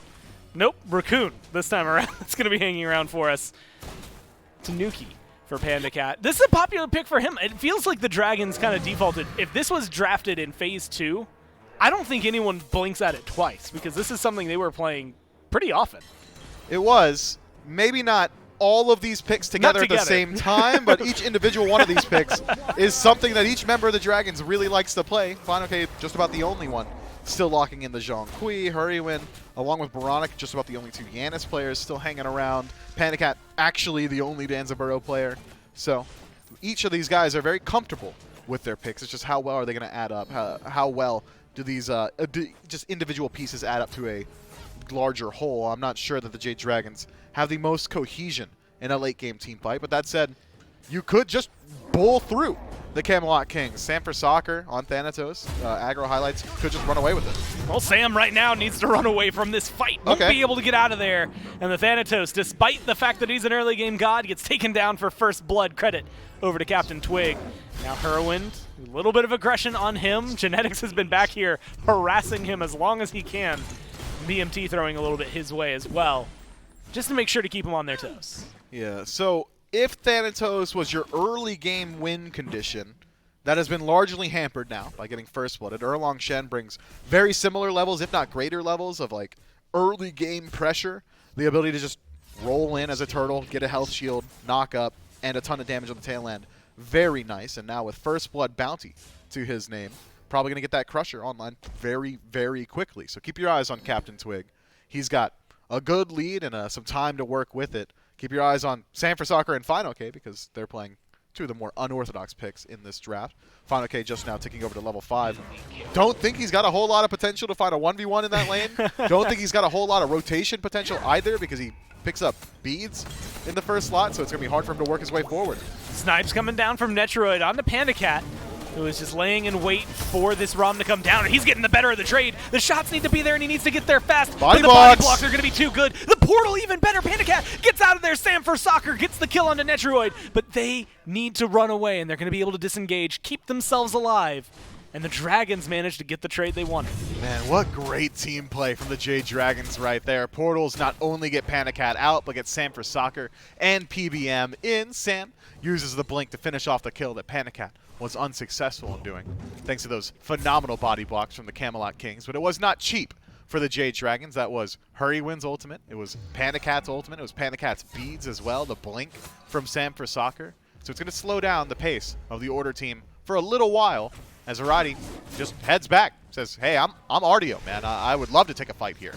Well, this is something I wanted to look up before I said it, and luckily we got it. Young Jonathan Quay here for FineOK has been a very good pick for him. It's not a popular pick and not a successful pick across the league, and right now he's going to pop his ult to try and get some damage out there. He's got the ult. The stun from Sam for Soccer is going to be good. They get rid of Twig, and now Variety's stuck between 2. FineOK is low, and he's able to disengage. The damage is good, and Hurwind is here. Variety just trying to run around. He got the blue buff, but he loses his life. If Variety connects Surge in the Druid stance onto FineOK, I would have liked that call to stick around and try and finish off the kill, but instead misses the Surge and immediately says, well, I'm probably not able to get out of here, sticks around, and loses his life in that same note as well. Great global presence from Sam for Soccer, good awareness from FineOK to realize that Hurrywin and Sam are probably going to be able to get to just about every single team fight on the map with all that global presence. Means that engagement does go the way of the Jade Dragons, but despite that, despite having a 3-1 kill lead, it's like dead even. We're talking 100 gold if even. Yeah, it's not a lot going for them. I will say some things that factor into their favor. So far, first pick this set has been winning all 3 games. It's been whoever was on that left-hand side of the screen in control. And the other thing was what I was going to mention earlier. 3 for 3 for FineOK on this Zhong Kui. Is Despite that the true? fact that it has not been successful. He has won all games that he's played this year on the Zhong Kui. Huh. All right, so I am now a new staunch Zhong Kui supporter, but only when FineOK is playing it.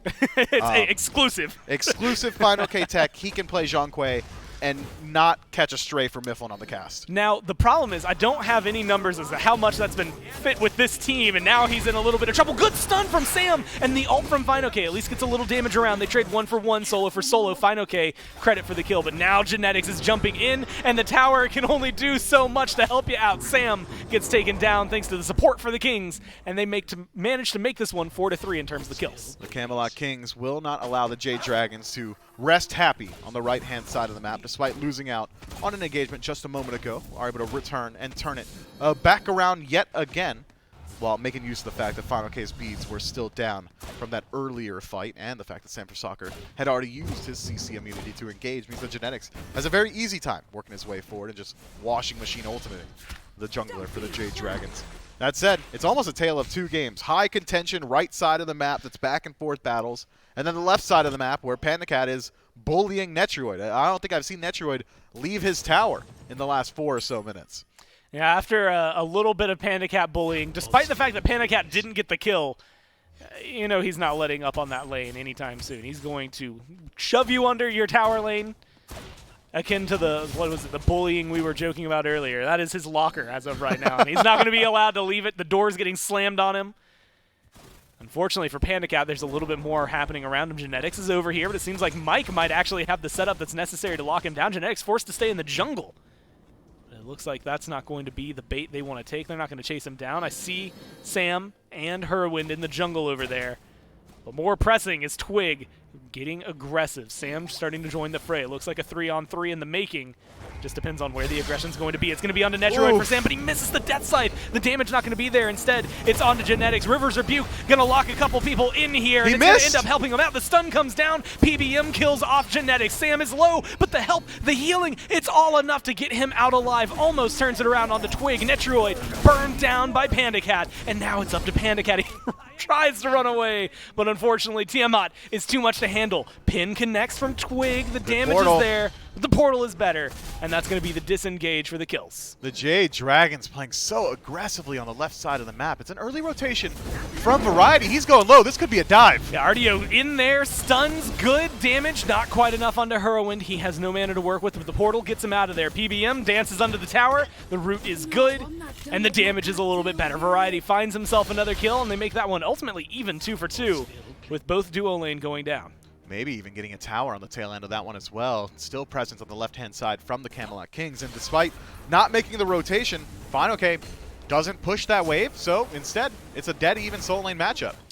What a good Rivers Rebuke to lock people up Sam's there. dead. Twig finds a kill onto Sam here. Wish I saw how he got in there, but it doesn't matter. He's gone as of right now. 2, 3, and 4. He's been having an impact, but just like you had said earlier, we know Thanatos can do a lot early on. We're seeing Erlong Shin put on a lot early on. PandaCat is just trying to survive, but there's nothing he can do. Rooted out and locked away. Variety just doesn't leave the duo lane. PandaCat walks up and pays the iron price. Look at me, I am the support. Yeah, I guess so. Variety takes out the tier 1, takes out PandaCat. Sanford Soccer dies in mid. So now Twig's got a massive lead. We're going to look back now at how that one goes down. Sanford Soccer made the mistake of thinking he's allowed to farm when there's an Erlang Shen there. Yeah, he just existed in mid lane. And Twig said, no, these snipes are happening on Fido. Okay, good luck getting out of there. Twig is going to find the last hit. Netroid, why is he over here? The duo lane exists, so he already got his tower. He doesn't need to worry about it anymore. He is looking for blood. And unfortunately for him, he's not finding the kills, but he's 0, 2, and 3. What? What is happening, dude? So Variety sticks around in the long lane, essentially proxying the farm of Netroid. So Netroid says, and I almost guarantee that it's not like a call that they're making of it. Let's switch lanes for a moment. It's, okay, well, I can't go back to duo to farm, so I guess I'll go to the one wave that is unattended, which is the solo wave. Takes it out, and just happens to be there in time to set up for another kill. The Camelot Kings, they're playing the map in such a way that I don't know what to do about it. There's no way to respond to it because not even they know what options they're trying to take. They're just taking them as they appear. Shot calls are showing all across the board. They get the neutral objective there in the Pyromancer. They're going to steal away this Scorpion as well from the Dragon side of the jungle and enhance their speed and blue buffs. What happened? I don't know, man. This has been a wild ride, and I'm just here for it. The Jade Dragons, like, were in control. Look at the charts. They were, like, in control or at least dead even for the first 9 or so minutes, and then the Camelot King said, wouldn't it be crazy if this was just a 4-game set? Wouldn't that just be wild? And they execute on it, I suppose. I'm still reeling for the fact that Variety just sets up camp in the duo lane. He didn't hide it, by the way. PandaCat didn't get ganked. He got walked down by a bear. He just kind of showed up over there. You know, Mike's death, that one was a true gank. He comes around the purple buff for that. He just hung out after that. From that point forward, he was just there. It's like my lane, I belong here, I suppose. Well, now he's back in the blue buff, where he belongs, I guess, ultimately. Just And locked stay away there. very far away. Jean-Quay's back into base. No solo laners available. It doesn't stop the Kings from getting aggressive. Look at this positioning. They're trying to find Panda Cat. They have found him. Locked down the rocket. It's not going to get you anywhere. BMT, credit for the kill, but everyone gets a slice of that pie. How are the Camelot Kings out-rotating the Jade Dragons? They've got double globals, man. Hurrywin gives everybody a global. He makes holes in walls that you can walk through. Same for Soccer can actually fly. And the Camelot Kings still somehow get to the tier 2 of the Jade Dragons before the Jade Dragons. Oh, and there's a good Riptide bead still forced from Mike, though caught on the other side by the whirlwind of Rage and Steel from Genetics. Speaking of Hurrywin, he's going to make some holes through walls, get some damage back onto Variety. Fine, okay. Has the ult and has already popped it. Good Unstable Vortex, good execute. And it takes 3 people, but they finally get rid of Artio. Yeah, here's the thing about how the right side of the map doesn't matter right now unless you're taking a tier 2 tower, which I suppose they can do, because Gold Fury is the only neutral objective still available. Jade Dragons, rightfully so, say, we have to take this tier 2. If we don't, we just lost out majorly in the trade. So this exposes the bird at least, equalizes that gold slightly, but it still is a massive lead for the Camelot Kings. We're sitting 3,000 at the 13-minute mark. Yeah, we're 13 minutes in, and we're missing 2 tier 2s on the map already. That is a wild amount of push from both of these teams. Tier 2, both taken down there for the Dragons, both towers in the duo lane, and then both towers taken down on the opposite side of the map there for the Kings. What a wild ride. 3,000 gold, you had highlighted it there, is the lead the Kings have right now, and some absurd rotations that I'm not sure we could call, even though we can see them happening in real time on the minimap. Yeah, I don't need wards to see where these guys are. I've got vision on all 10 gods And it still on this doesn't map. make sense. And I'm still getting lost in the sauce. Okay, Jade Dragons now repositioning themselves, can no longer go over towards the soul lane as tier 2 tower has been taken at the 13-minute mark, but the same is true of the inverse. Netroid essentially can't really go back to the duo lane too often unless Panda Cat decides to push the waves up. I think best case scenario for both teams is Variety freezes wave at Phoenix and Panda Cat does the same on the opposite side, just to deny farm. But so far, just been pushing from both of these teams. No neutral objectives available for either squad to look towards, so why not go for a permanent one? Tier 1 mid tower, who needs minions? You can just spawn them yourself. Yeah, started up, taken down. One more hit. Twig's going to be able to get that River's Rebuke, forces the blink out of Twig. And so you get ult for Relic there in the trade from PBM with a really good choice. I mean, good walls, locking them down. Unfortunately, that's going to be a big cooldown. Twig now trying to stay alive. Just able to juke out the portals, and now with the turtle form, is almost able to get out of there, but the Riptide's a little bit better. Execute comes crashing down, and that's going to be the kill for Sam for Soccer, but Hurrywin gets chased down and taken down. Genetics is one hit, and Panda Cat secures that one. Sam, one more tap is all it takes. 2 for 2 across the board, but ultimately the Kings feeling a little worse for wear. They are. The Kings, though, are healthy and able to stick around.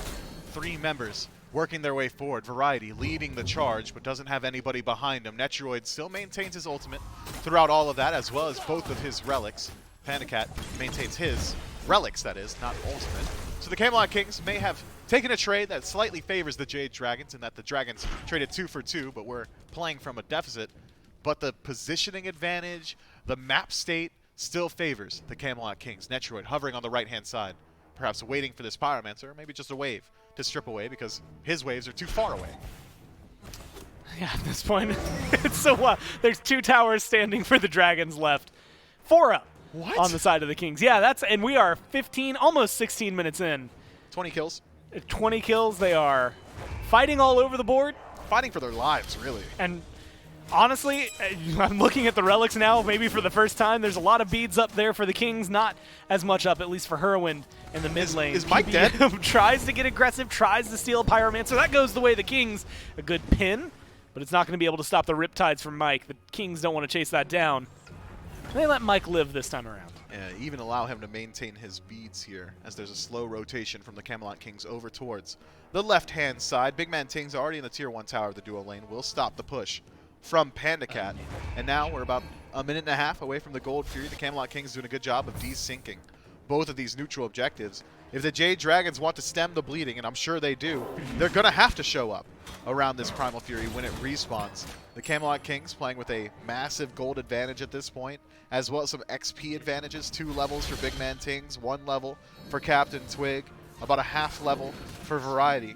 Could kind of tip the scales in favor of the Camelot Kings around the Primal Fury. That said, though, it's actually PandaCat with a level lead. These wards around mid giving a lot of info and intel over to the Kings. They seemed like they wanted to act on it. River's Rebuke used against Netroid. Netroid's up in the sky, some snipes coming down, and a little bit of damage thrown towards Fine OK. The ult used by Hurwind as well, but he's getting chased down. That is not enough to be able to live, and Twig is able to find it just the fadeaway that he needed. Now PandaCat getting aggressed on Genetics is locking him down. The Rocket trying to get out of here. He's going to get a little bit of damage, but he's not going to get the disengage. That's another kill for the Kings, 13-9 as they keep the chase going forward. PBM Fine OK stuck under the tower. Sam is off on the right-hand side in the jungle, and they're trying to find it with the tier 2 tower. The damage could be good. Variety eats a lot in the process. Up into the sky, I believe, goes Sam, and crashing down to the middle. He gets the execute, but he's going to die for this one. It is a 4-for-1 trade favoring the Kings. I can only describe the call from the Jade Dragons to engage on a Netroid in the jungle as wishful thinking. What? You're dedicating Yamoja ultimate to Netroid alone in the jungle, isolated. By the way, PBM doesn't have backup there. So Netroid says, word, I'll go to the sky. I'll simply just not be on the ground with you.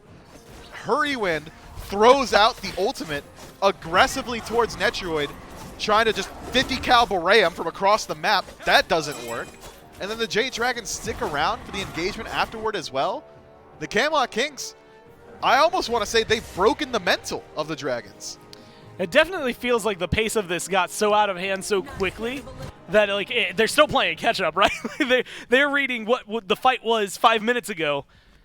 Unfortunately, the Kings are still playing in the now. 1 tower left remaining for the Jade Dragons. It's the loneliest number. Sub 19 minutes in this game. And that Fire Giant's going to be a big deal. Heroin forced to use his ult to disengage, but he gets caught out by Genetics, and Genetics is going for the ult, forces the beads out of Heroin, and is still chasing him down, gets him to half health, and forces him to run away. What a wild play from the Kings, and yet it works out in their favor still. So now Hurriwind's a non-factor on this Fire Giant defense. No ultimate, no beads available. So if the Camelot Kings want to make use of this time, and I'm sure they do, 4 Sentry Wards in the pocket, make that 3 as one gets dropped. Yeah, pull the Fire Giant. The Jade Dragons, they can't show up for the defense. They don't want to either. Instead, strip as much gold and experience they can from the map. Tier 1 tower in mid and left taken away. Tier 2 being looked at by Sanford Soccer, but Genetics making the rotation in is just enough to stop that one. PandaCat might stick around and try and take this one out, but Genetics, if he's able to stop some backs, could buy time for the Kings. You had said it, in that 1 tower, it's the loneliest number, but 2 can be as lonely as 1. You gotta dap me up for that. Unfortunately, it's still 2 Phoenixes that you're not going to be able to hit, so at the end of the day for the Dragons, maybe not as happy as they could be, but you mentioned it. They get some gold back, 6,000 gold, and 3.5 minutes for a power play from the Kings, so they get to get aggressive onto 2 exposed Phoenix. This feels like it's going to be a recipe for disaster. Ult coming up for Hurwind, bead still down. Everything else in the game available. And so a lot of opportunities, and yet I still don't know where to look because this game has been wild to try and predict. Well, hopefully towards this left side Phoenix. Now it's completely in control of the Camelot Kings where the fights happen. It's whether or not the Jade Dragons can put up a proper defense as a 5-man unit. I think we're right to hover the camera around Fine OK. His ultimate is the make or break here.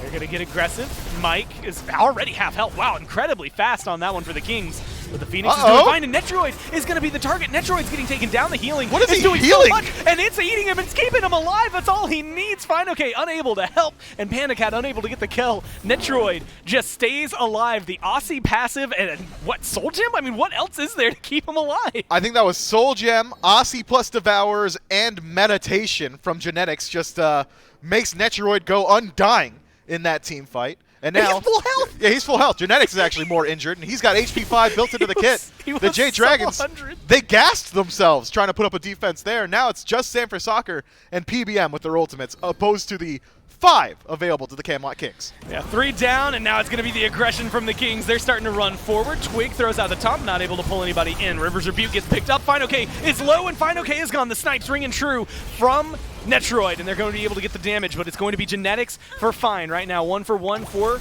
on 4. Twig is low, and that might be enough to slow down and stymie this push from the Kings. That Phoenix is still standing, and the Dragons have to be counting that as a win. Great defense so far from the Jade Dragons, but can they continue to do so? PBM dropped low. It's Variety in first, creating a good deal of space. That Phoenix is burning quick. Netroid doing everything in their power to knock this one down. It's one more hit in there. They finally get rid of it. Panda Cat might be the next on the chopping block. The rocket pulls him on out of there. Sam! Sam is getting aggressive into the backline. He's dealing the damage, but it's not enough to kill Netroid. Just wide, splitting the uprights for Whirlwind. He's not able to get the ult that is necessary for those kills despite being so close. And now it's the mid-Phoenix that's in danger. If you're going to step to the crown of the undying king that is Netroid, you better get a poison-tipped dagger. This man refuses to go down. It's crazy. Sanford Soccer can't do it. Final K can't do it. Nobody can do it. Netroid back to full HP. Who cares? Mid-Phoenix down, left Phoenix down, and still 1 tower remaining, the loneliest number. And 1 Phoenix remaining. Simultaneously the loneliest number, just for the birds. Not feeling too great. Pyromancer, hey, it's going to go the way of the Kings. You had highlighted it earlier, but they're keeping this pretty staggered out with a lot of these other objectives. 30 seconds left on the power play from the Fire Giant. Oni Fury going to be respawning here relatively soon as well. And it looks like that might be enough for the Kings to just say, you know what? That's a win. Let's just go ahead, fall back, do what we need to, spin this gold, get all these items.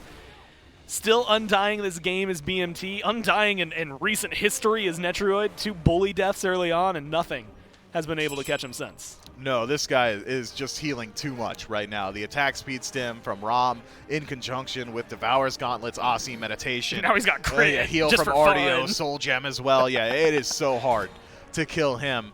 Jade Dragons, though, they're grouped up here. Captain Twig dashed forward. He's got no mobility.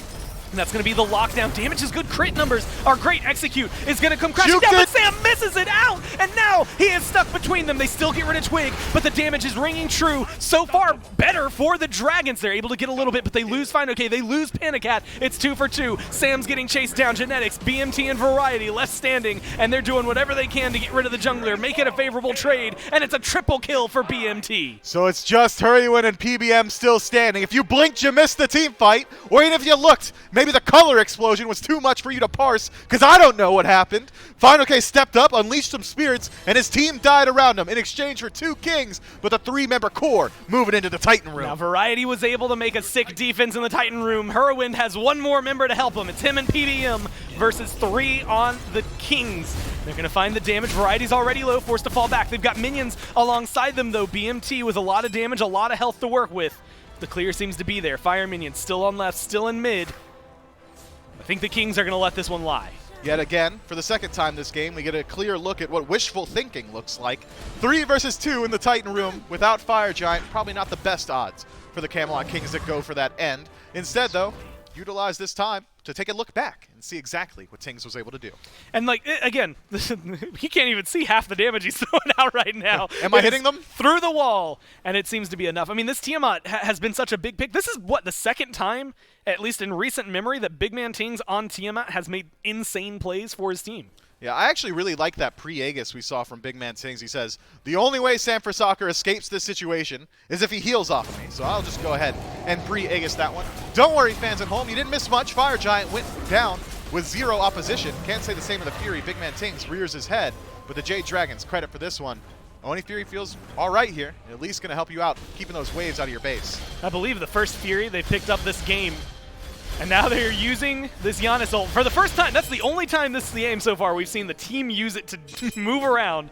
And it is to get out of there as fast as they possibly can. Left side Phoenix about to respawn, mid Phoenix. That's going to come back soon, but you can see they are in danger already. They haven't been able to be reborn into this world just yet as the Kings set up to knock them down. So the Jade Dragons have still got 4 ultimates available. Hurrywin does not have his, so there's no one-shot potential from him going forward.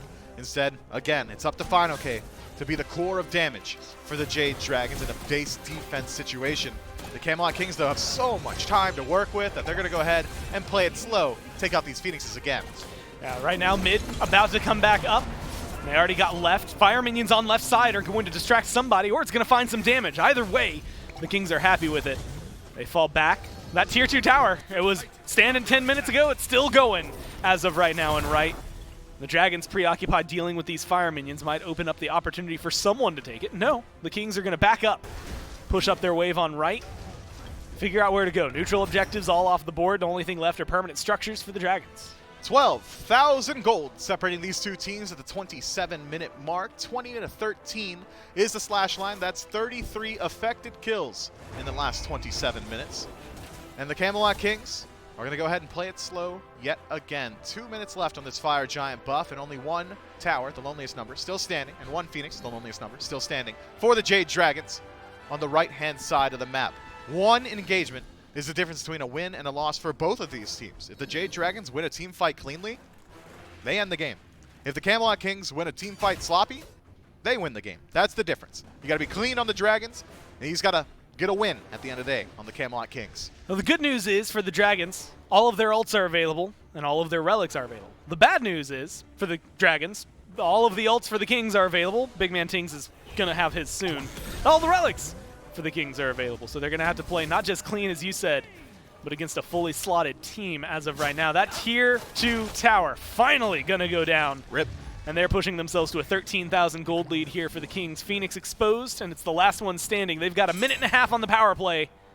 And they're getting aggressive on the right-hand lane. Variety still playing Distractor in mid. Sam and Hurry floating towards that direction. The rest of them going to go ahead and engage. PBM is the target, and they take him down to half health. They're going to back up and give themselves a little bit of space. Still, every ultimate available to the Jade Dragons and all 20 relics up on the map. It's Variety kind of putting as much pressure as he can into the backline, just creating that space, and is successful in doing so. 3 Phoenixes down now for the Jade Dragon. Left side minion waves leaking into the base, mid as well, and right. Every single wave pushed up. 5 members of the Kings grouped, and 30 seconds left on the fire. Aggression onto Heroin from Genetics, but Heroin portals on out of there. Beads have been used. And the blink is down on the other side from Genetics. PPM takes so much damage there, but again, makes it out alive. Panda Cat, Sam trying to fight. Sam's up in the air, and where he goes is up to him. Back into the fountain to heal up is going to be the choice here for a majority of the Dragons. Trying to stay alive. The Titan fully exposed. Fire minions in mid, and a regular minion wave over there on right, helping pour in for the Kings. No ultimate for FineOK, no blink either. So a lot of fight potential lost. This could be it. River's Rebuke traps in 4, but up into the sky goes Netroid. Snipes starting to ring down. FineOK eats half his health bar, so does Sam. They're starting to walk away, but FineOK locked down. The CC is good, and this time they're finally able to get a kill. Netroid gets rid of FineOK. Panda Cat's low, makes it back to the fountain, stays alive for now. The Titan is eating its health bar, though, and the Dragons cannot save it this time. The Kings take this set 3-1. The Jade Dragons of old would be able to drag you down into a mud fight, and you'd lose it right there just by playing their game. This time, the Camelot Kings say, we've been practicing. We've been reviewing your VODs. We know how to sling mud with the best of them, and they do it better than the Jade Dragons in Game 4. What a weird game for that to go through. I mean, if you don't remember, first off, Zhang Hui, that's the first loss for FineOK on that god this year. It's the first loss of first pick in this set. Variety was in the duo lane for a little while there. Netroid went over to the other side just to steal some farm. It was a wonky game, but the Kings still come out on top. That's going to do it for this set. We're going to break it down right after this.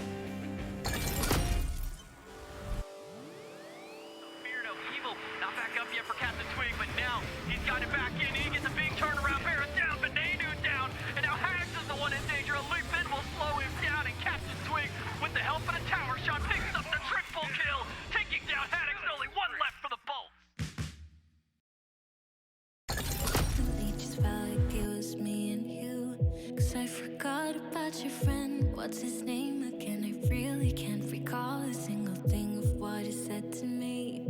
It was just like waking up from a fever dream. When I found out that you have someone else and that she knows about me. What a waste on such chemistry. But if we could f the rules, you would be with me. If I'm not supposed to think about you like this, the universe. Cause every single thought leaves your name on my lips.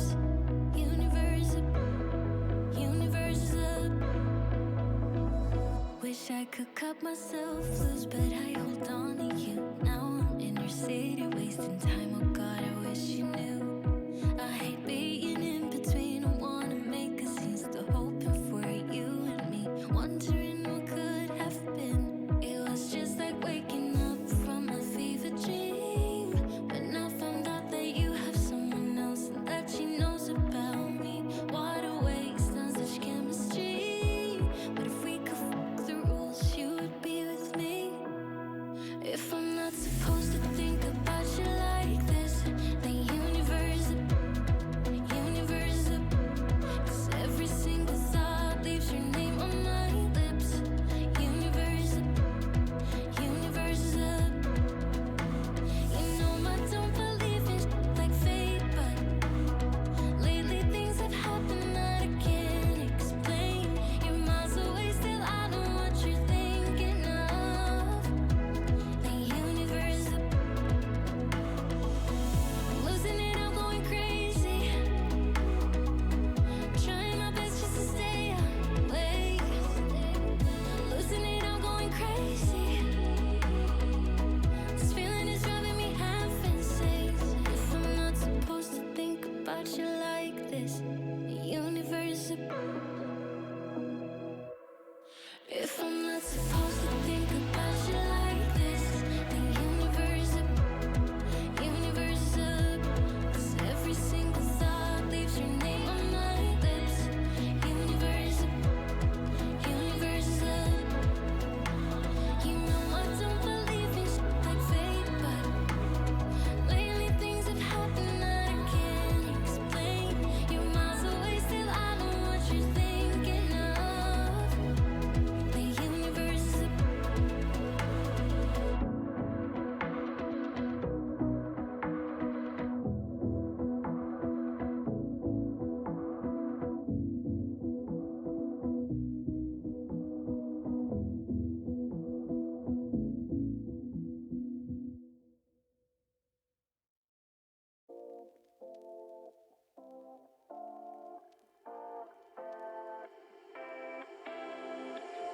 You take my love for granted. Say a bunch of stuff you never mean, yeah. I think I need a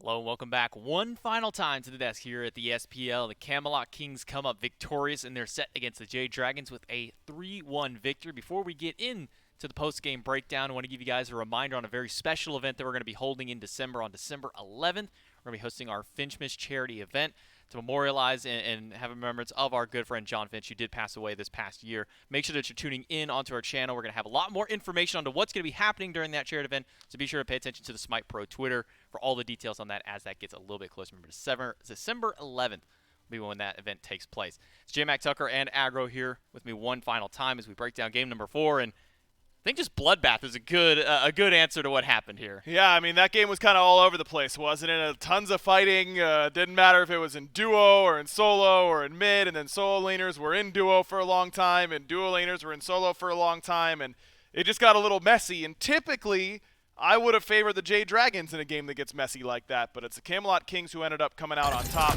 This RDO for variety was all over the place, but we got to begin with this Tiamat for Big Man Tings, because my man put in 30K in the player damage department. Chunky. And had a clean 12 KDA. 12.0 KDA, which is just absurd. I feel like the teams are just kind of, experimenting with different mid picks, and when it comes down to it, we're going to be seeing a lot of this god back at the Phase 3 playoffs and at the World Championships, because guys like Big Man Tings just make it look unstoppable. I'm going to ask this as a rhetorical, but feel free to answer anyways. Is Tiamat just good? Yeah, I think she might be, yeah. It might be a good god that teams might need to remember to keep in their back pocket for all of their mid laners. Again, maybe not an essential pick for every single team, as we have been seeing less and less favor towards her in these last couple of weeks. But it seems that every time we do see this god come out, she's put up some high damage numbers, and the players who've been piling her, especially Big Man Tings with a big triple towards the tail end of that game and a 12.0 KDA, certainly reminds you just how good this mid lane god is. Yeah, 9-0-6 for him. Captain Twig was great on this Erlong Shen, got ahead on it and was really dominant, 7-3 and 9 for him. They didn't really have to take the fight to FineOK that often because FineOK was finding his way to the fights anyway, so it wasn't a whole lot of lane ganks in particular, but did a very good job of controlling him in those team fights. 1-6 for the Zhong Kui did not really pan out on that pick, especially with how early it was selected in the draft. I mean, Variety also coming in big here, as you talked about before. I mean, at one point, he's rotated to dual lane. He was, what, like level 8 or 9? At that point in any of my games, if I see the solo laner diving my tier 1 tower at level 8, I'm raging to everybody in my group and saying, who is supposed to be paying attention to this RDO? Why is it in my tower? I can't stand it. Hey, but it's there, it's getting kills, and it's working for them. And the Camelot Kings, It's absurd. I think this is big for them. You know, they stumbled a little bit up against the Valkyries. To come out and look this good up against the Jade Dragons is definitely a confidence booster for them heading into the groups. And talking a little bit about Variety, we actually have him standing by for our post-game interview with the Camelot Kings. The way we can talk to him and kind of pick his brain a little bit. Variety, congratulations on your win against the Dragons first and foremost here. Tell me a little bit about, maybe your thoughts on some of the competition over on the opposite side of the end here, kind of the Group A. We've seen what happens in Group B. What are your thoughts on some of the teams over on the opposite side? I think Group A is probably the stronger of the two groups. I think all 4 teams on a good day can beat anyone. So yeah, I think going into the bracket stage of the playoffs, I think no matter what happens tomorrow in I think it's the Warriors Bolt set, I think we're gonna have a tough quarterfinal and most likely a tough semi-final as well. But yeah, I think we're pretty confident going into the teams in Group B. I just got to kind of pick your brain here. What possessed you at level 8 in that last game to just decide, hey, I'm going to walk over to the dual lane and dive a tier 1 tower? We were talking about trying to make a play because they're playing up in our tower in duo, and because I'm RTO and I have, I think it's Stone and Binding, I think it's called. I have lane pressure, so I just cleared the wave. And I just started to rotate.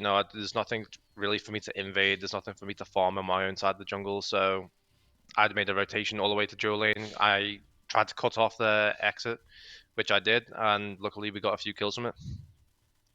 Well, it looked good in this game, and you guys look good in this set. Congratulations on your win. I'll let you get back with the team so that way you guys can celebrate. Thank you. Well, Herder Surf for the man himself. He just decided, you know what? I've got pressure. Got nothing else to do. Yeah, we might as well just make a play in dual lane. It looks good here. Camelot Kings come up with a victory over the Jade Dragons, puts them at 2-1 in the standings, helps them get a nice little bit of a better look moving towards the playoffs. The interesting thing that I heard in there, J-Mac, was that he said of the 4 good teams, anyone can beat anyone. Normally we've been talking about top 5 and the Jade Dragons being in that group. The Kings dispatching them pretty easily here. I wonder if the rest of the league is feeling that same way. Like it's really become more of a top 4 in that definitive top end, with it being the Leviathans, the Titans, the Bolts, and the Kings. Well, looking at the 8 teams here in the 2 different groups, the Leviathans still stand at the top of Group A at 2-0. Camelot Kings and the Dragons are now complete for Group A, so they'll be sitting at that 2nd and 3rd spot respectively.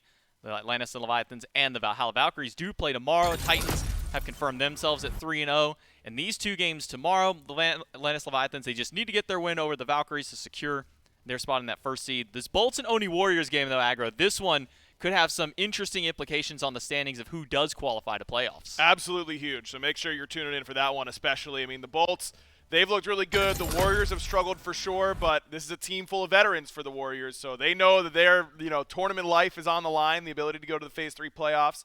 I expect them to be able to step up. Look, I mean, Hinduman gave them the permission to use the Neilmaw passive. Maybe we see it pop in there for the Oni Warriors tomorrow. It's going to be a big game. You're going to want to make sure that you're tuning into that set tomorrow because everybody and everything is on the line here. Top 3 teams qualify towards the playoffs that are going to be happening 2 weeks from now. It's going to be huge competition, so make sure that you tune into that. But that's all that we have for you guys today. We'll be back again, same time, same place, here on the Twitch channel, so make sure you're tuning back tomorrow for our last day of the group stages. Peach it!